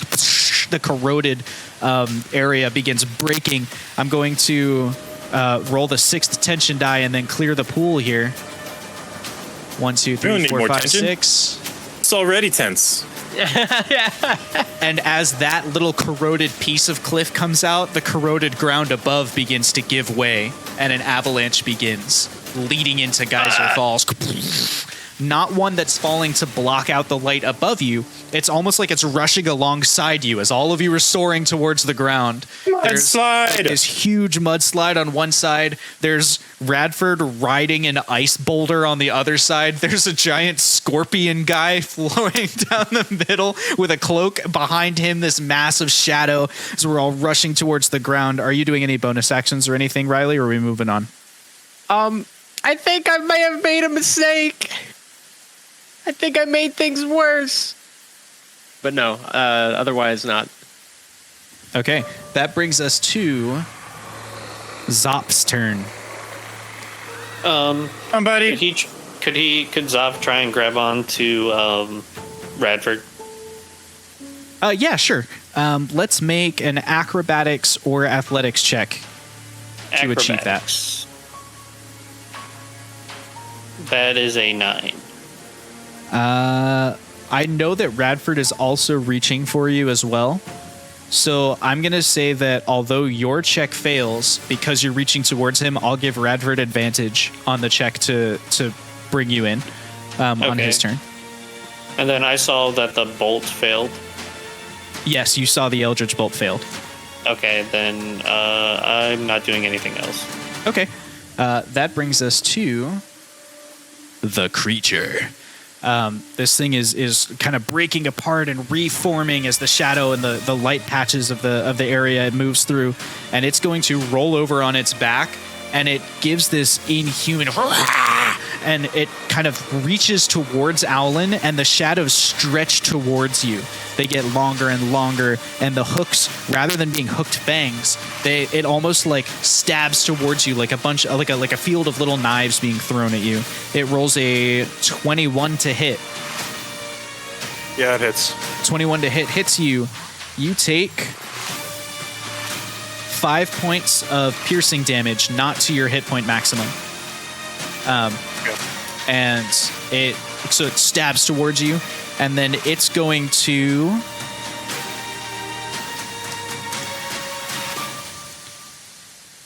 it needs a roll of 17 or higher to pull off what it's trying to do. Here comes the roll.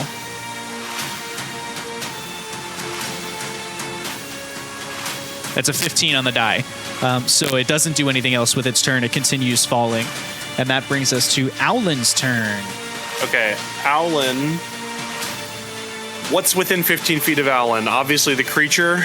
And are not any of my allies within 15 feet of me? No, but there's some mudslide. Okay, great. That's actually great.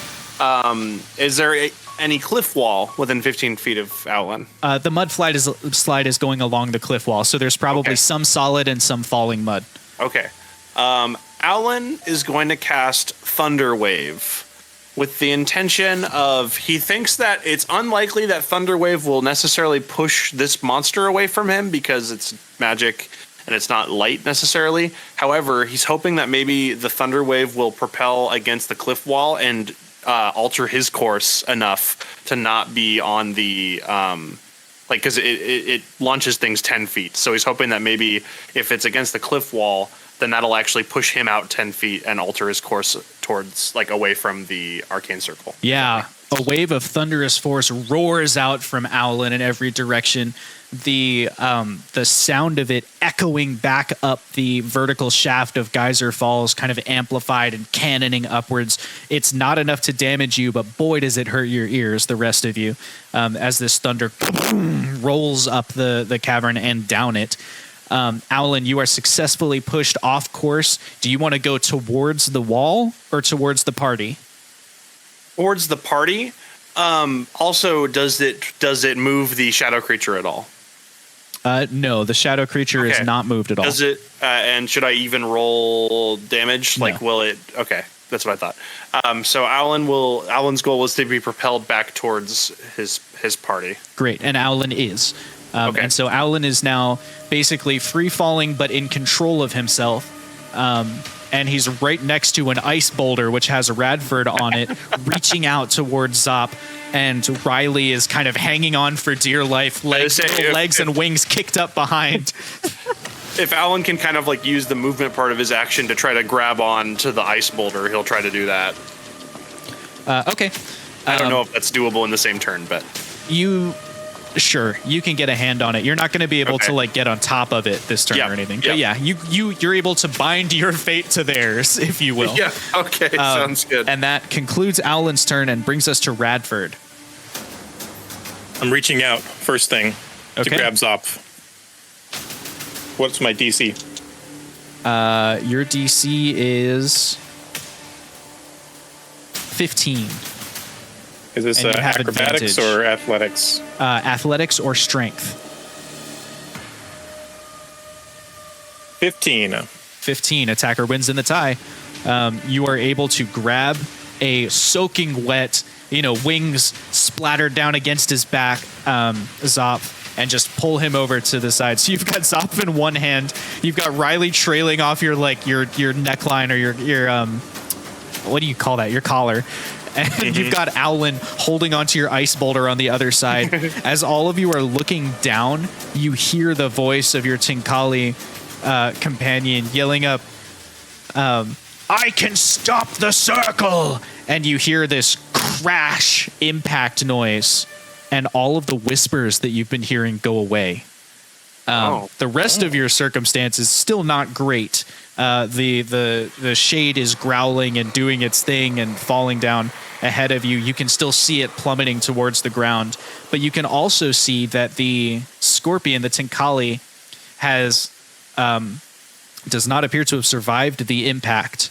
Oh, no. But it impacted itself in such a way where its scorpion stinger broke the runes of the arcane circle on the ground. Jeez. And so it, like, its own body skidding across, its own mass was enough to just destroy the power of the arcane circle.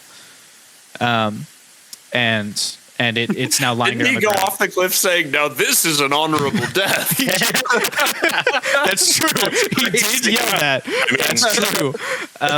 And so now Task failed successfully. There are 2 rounds until impact as we get back to the top of initiative order with Riley.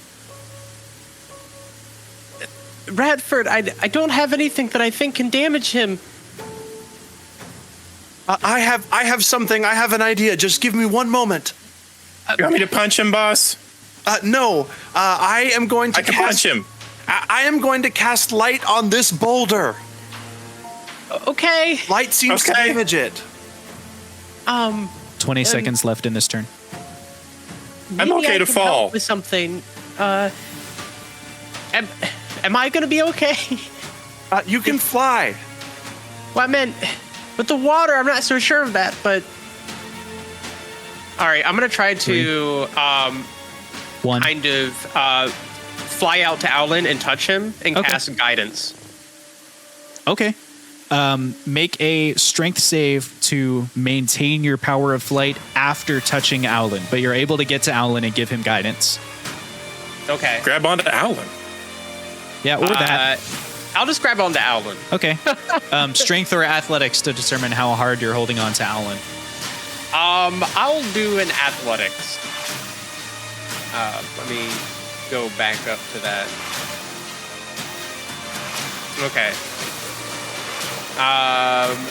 That's Music a 5. intense. That's a 5. That's 5, yeah. Okay.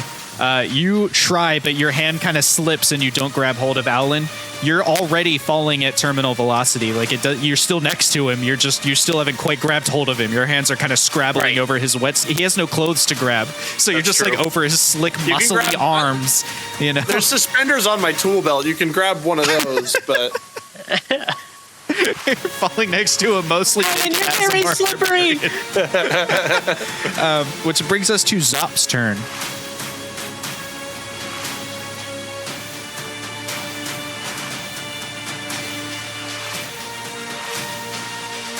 Zop can't do any attacks that would damage him, but he does have something he can do. So I have this feature called Fey Presence. Once per short rest, as an action, you can cause each creature in a 10-foot cube from you to make a wisdom saving throw or become charmed or frightened until the end of your next turn. And is he within 10 feet? He's probably within 10 feet. You're all falling at terminal velocity, but he's immune to charmed and frightened. Nah. I wasn't sure. Yeah. Do I lose that ability? No. Okay. You try it, it doesn't hit, and you still have the thing. Then I'm just hanging on to Ratbird for now. Okay. Taking the dodge action. Yeah, sure. Yeah, so you can dodge the waterfall that's flinging you towards the ground. That brings us to the creature's turn. The creature is going to try that thing again, so it needs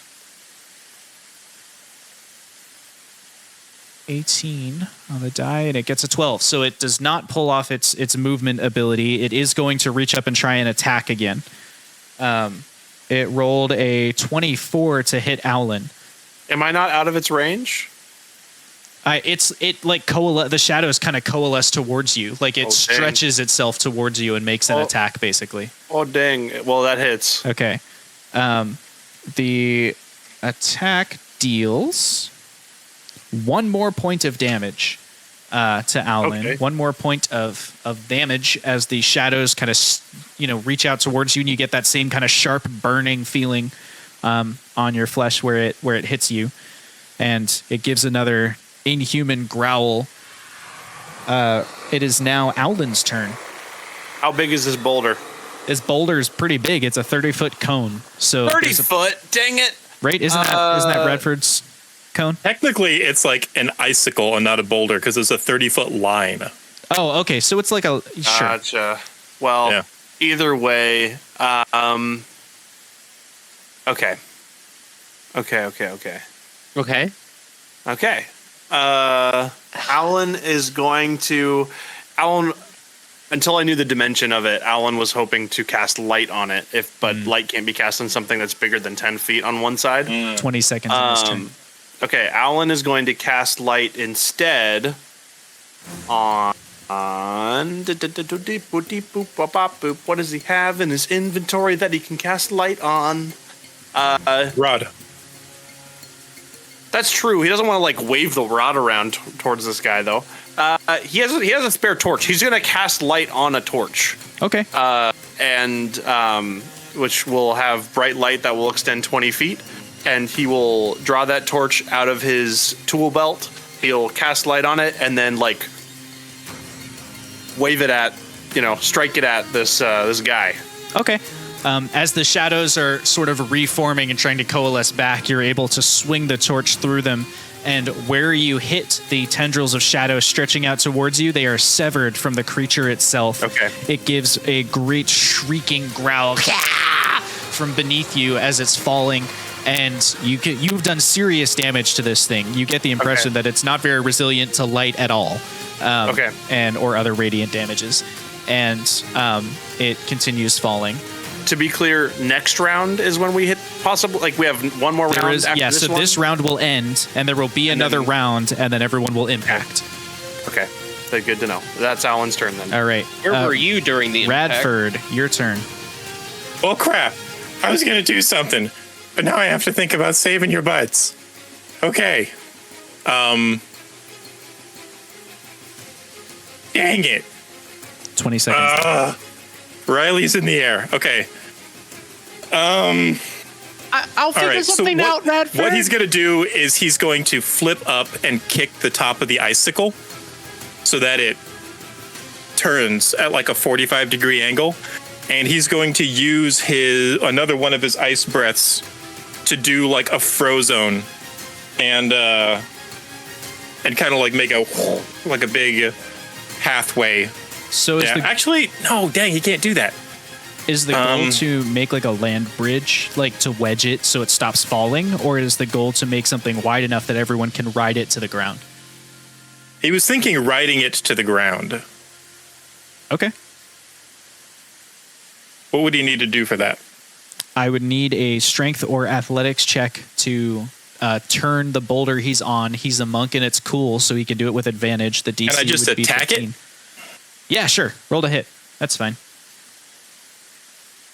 That is a 21. Yeah. So your first move, the kicking it into place, works, and then your breath weapon. I'm going to roll a tension die to see if any of the ice breaks, like hits on some sharp edge and isn't able to form into one large crystal. It does not. The tension die came up clean, so that piece doesn't happen. And that brings us to so now you have this big wide thing that everyone can ride to the ground. Aulen and Riley are not on it yet. They're falling next to it. So either you can try and get them on there, or next round they can try and grab hold of it. I would like to jump out at them and trade places with them.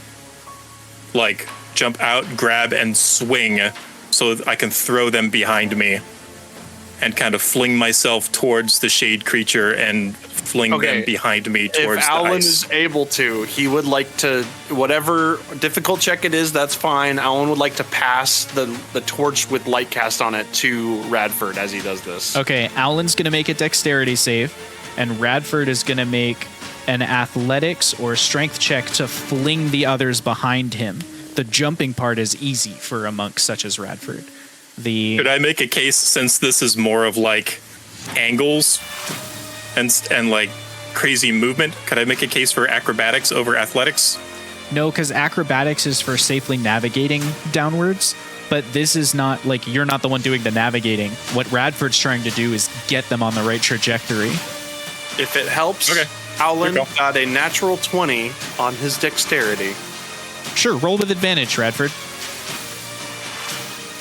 So he successfully hands off the baton, the light baton. Aulen just lets go of the baton, right? So that Radford can throw him out of the way and then just grab it as it falls next to him. I got an 18. And 18? Yep. Nice. You successfully fling both of them behind you, and you find next to you like this glowing stick that you realize is a torch, just kind of spinning it over. He just grabs it in his mouth. Just bites Perfect. He has done so. The other two of you are now like basically over the ice bridge that he made. And that concludes his turn. Actually. Oh, never mind. I did 2 attacks. I did 2 attacks. I did an attack on the ice, and then the breath, which I can use as my multi-attack. Okay. And that means that I can do a bonus action, blah, blah, blah, what's it called? Flurry of blows. And I would like to throw 2 punches at this creature. Like with the torch? No, like with his fists. Okay. Roll to hit. I believe with the torch it will do more damage. Personally, that is my scientific observation. That's my scientific observation. Aulen says as he flies away behind. 18 to hit. Okay, and 18 is enough to hit. And then the other one is a 29 to hit. Well, that's going to hit. What kind of damage are you dealing here?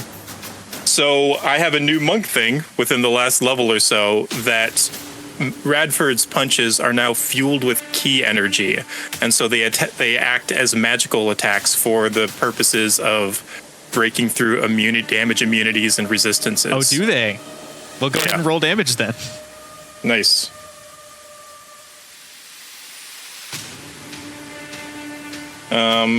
Dang, I rolled double 6s on my d6s, so that's 12 plus 10 plus 2, 12 plus 12, cow. 24 points of damage as you just into this thing. The timing works out. Infuses this cold, like, life energy into them.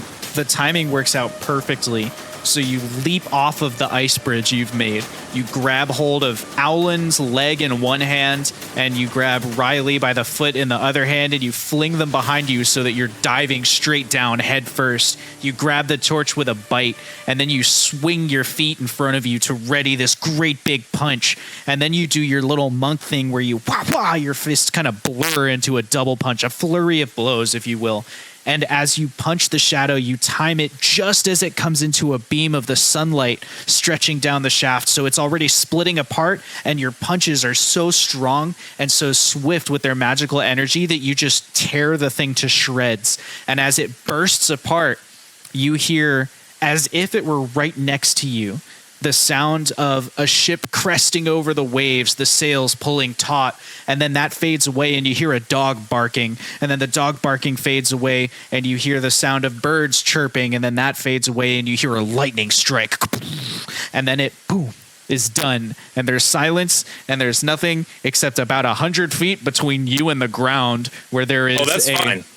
Where there is a dead Tinkali, huge scorpion creature laying there, stinger down, luckily, laying there on the ground. And above you, behind you, is this large land bridge with your companions on it. Is that the end of Radford's turn? No, I have a little bit of movement left. Okay. So how much movement did he use to get over there? Probably about 20 feet. 20 feet? Okay, so I'm going to run straight down the rest of the 25 feet that I have, which should bring me to 75 feet from the ground, and my slow fall will negate 70 feet of damage. So Okay, he can so just the next touch round he'll down just on the slow ground. fall. He'll take like 10 feet of damage. Okay. Yeah, so you could just roll 1d6 of fall damage for Radford. The other three of you, I'm not really going to keep 6. this in initiative order here. You're all on this bridge as it's falling. Are you doing anything before impact? Aulen's going to rage before impact to try to half whatever damage he ends up taking. Okay. Go ahead. Leo. Oh. Zop has Misty Escape, so he's gonna just stab himself with his pen to deal damage, because it's when you take damage, you can use your reaction to turn invisible and teleport up to 60 feet to an unoccupied space you can see. Okay. It's the Aulen rage strat. Punch himself in the face before he hits the ground. You remain invisible until the start of your next turn or until you attack. Take 1 point of piercing damage, and then you were able to roll a dexterity check just to nail the timing, but roll it with advantage because of all the help that Radford has given you. Natural he's on me, 20, isn't he? Baby. Natural 20 No, you left us back at the... on the bridge. I was on the bridge. I thought Zop was on me, though. Well, either way, he's just teleported to safety. So Okay, with his well, nat 20, there you go. yeah, no big deal. Hey, Grubbug, welcome to the chat. You missed an event. insane fight. Okay, so then that's we just need to know what Riley is going to do as you plunge toward the ground, last 100 feet. I'm going to go ahead and just try to slow my descent with my flying ability. Okay. You're falling at 100 feet per round. You can fly at 60 feet per round, so you'll take 40 feet of fall damage, which would be 3d6. All right. If I'm going to take damage, since that's my movement, I'm also going to cast Armor of Agathis. Okay. And I'm going to cast that at, I think, 3rd level. Oh, that's cool. You like absorb all the water from around you and just like ice armor up. Everything's Yeah, cast at 5th exactly. level. Cool. Leo. Everything. Oh, is Well, it? it's just all your spell slots are 5th level. It doesn't matter what level you can cast at 3rd if you want to. So Oh, you right, 'cause it's my warlock. Sorry, you I just got, have like, up to 5 warlock and cleric up to level spells. 5 available. It's fine. So you do, and like Wash said, you know, the water kind of coalesces into little plate armor chinks around you, and you just kind of like, you know, take the hero knee as the ice bridge slams into the ground and shatters into 2 directions. Aulen, you've done your preparation, right? You're just raging, and you're going to take the hit. Is raging, and for flavor, his ethereal wings sprout out, and they like look like they're trying to break his fall. Obviously, they don't actually do anything, but for flavor, his goal is to like, okay, Ice Bridge is going to take some of this fall, like break some of my fall because it's going to shatter on impact, and then Rage hopefully will do the rest. Cool. The ice bridge is going to have the impact, so you're taking 50 feet of fall damage, which is 4d6. So I'm going to roll those 1, 2, 3, 4, and this fall damage is Riley is trying to negate 10 plus 2 is 12, and then Aulen is working with 15 points of damage before whatever your rage has given you. Okay, so 7. Okay. As the ice bridge slams into the ground, Aulen, looking furious with his spectral wings behind him, looks over at Riley, sheathed in ice, doing the superhero landing on one knee as the ice shatters around her.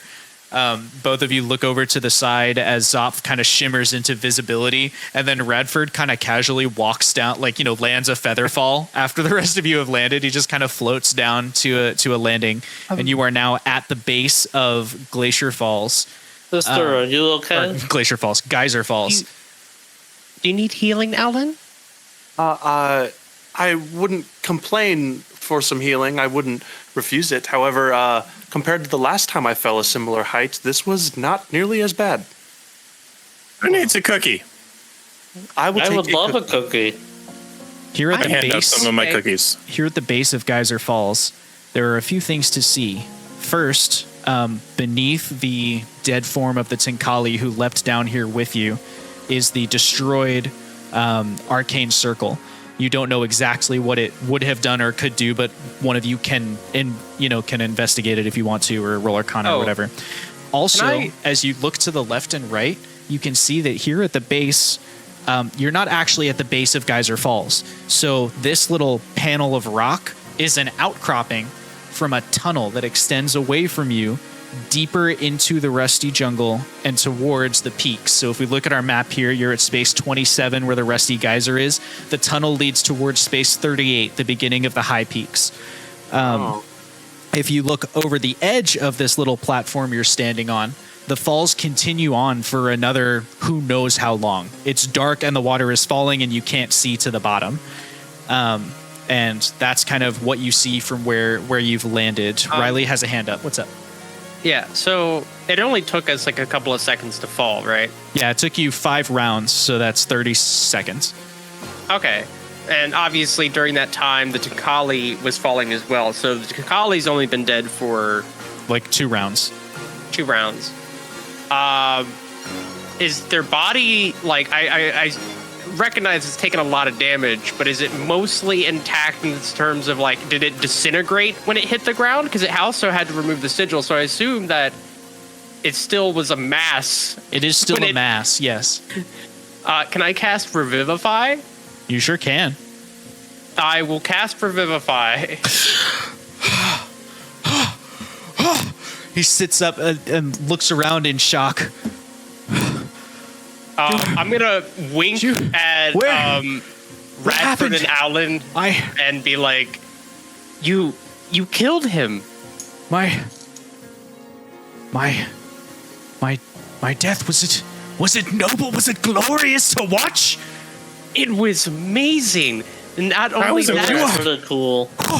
Wow, you are so much smaller than I thought you were when we were in the dark. Whoa. You also killed the thing that killed your clan members. You don't need to lie. I know I passed through it, but I sure killed the hell out of its cloak. And he holds up the tatters of the cloak that he like ripped off of the shade. He goes, "That was cool. Whoa, dying really does a lot for the lungs. Goodness gracious." I hand him a cookie. Yeah, he is only at 1 hit point. My word. And he takes the cookie and he takes a deep bite and he like, "Oh, this is something else. I've not felt like this in many a moon. I think I need to rest." And it's starting to like the adrenaline's wearing off and he's like, "Boy, I am fatigued." And he kind of sits back on his, he's like a centaur, so he's got, he sits back on the scorpion body, kind of comes to a rest and the tail curls around himself and he picks up the cookie and he very slowly and methodically, like someone in shock would do, begins kind of like nibbling the cookie that Radford has given him. And I think there's some HP in that, right, Radford? Or something like that, healing? Yeah. Okay, so he gets a little bit of healing from there. Josh. Could I investigate what's left of the sigil, either with Arcana, like just to figure out what it was doing? Yep, I will allow among the group an investigation, an Arcana, and a religion. You may decide who gets to roll each one because you can only roll them once. I'm pretty good at religion. Arcana. Okay. I guess I'll take investigation. That sounds great. Aulen will also, as things are kind of settling, Aulen say, I apologize for moving on alone and trusting that creature. Appearances are not what they seem in this area, and I will take that into consideration from now on. I should have been more careful. I apologize. It happens. I mean, I also trusted this Tenkali fellow here, and it seems to have worked out. Your trust seems to have paid off. Yes, I agree. We have a 50% success rate. That is correct in this case. Aulen got a 26 on his investigation. 19 on Arcana. 30-20 on religion. All right. I'm going to tell you what you learn between the group of you. Oh, go ahead. I draw a picture of it? Yeah, absolutely. You could draw a picture of it. It is pouring water around you. So You could go deeper into the tunnel maybe and draw It'll be your a picture, stopping picture. or you can draw it in the water. I'm probably gonna just pull my wings up above my head and just hold a tiny little book in front of me. Okay. So the first thing that happens is whichever of you rolled religion. Actually, let's start with Arcana. The one of you who rolled Arcana, you recognize the circle, Zopf. You recognize the circle as necromancy.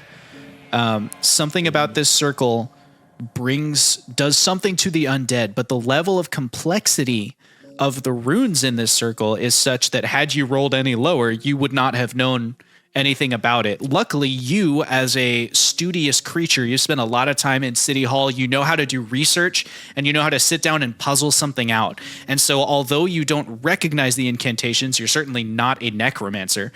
You're able to sort of the equivalent of sounding something out phonetically. You're able to kind of piece together the parts you do know and fill in the gaps to put together at least the intent of the circle. If you probably couldn't recreate the spell, you couldn't build another one, but you can kind of figure out what it was trying to do. This circle was a target, a bullseye, and when a creature, or more likely, based on the strength of the incantation, an adventurer of low level was thrown onto the circle, they would be dragged down here, die in the fall, and be brought back as a corrupted necromantic servant of whatever creature is in charge of this circle. The circle itself, as an arcane circle, like it would have needed arcane power, which we know doesn't work. So the only solution is there must be some kind of auxiliary magical power source for this circle to have done anything, to have functioned properly. But so you're able to kind of put those pieces together. Aulen, with your investigation, you can tell that the circle has been etched many, many times. Clearly, the power of the water has been strong enough to, erode and disrupt the magic of this circle, and so it needs to be reformed. There would need to be a creature to upkeep it. And as you're investigating, you remember those sharp claws that were a piece of the shadow creature, and it seems likely that this creature was not a minion, but rather the master of this scenario, right? It probably created the circle, was in charge of that circle. And as you're thinking about it, you're like, well, it was able to kind of split pieces of its shadow off. It's not unreasonable to think that the creature was also acting like a sort of battery where like it could go and refill on magical energy and then use parts of itself to activate the circle. You remember that when it tried to kill you, it brought itself with you. It leapt off the circle with you. So probably its plan was when it came in contact with the necromantic magic, a piece of itself would be kind of burnt to activate the circle. And then eventually it would obviously have to go somewhere and recharge. And at that point it would be very weak.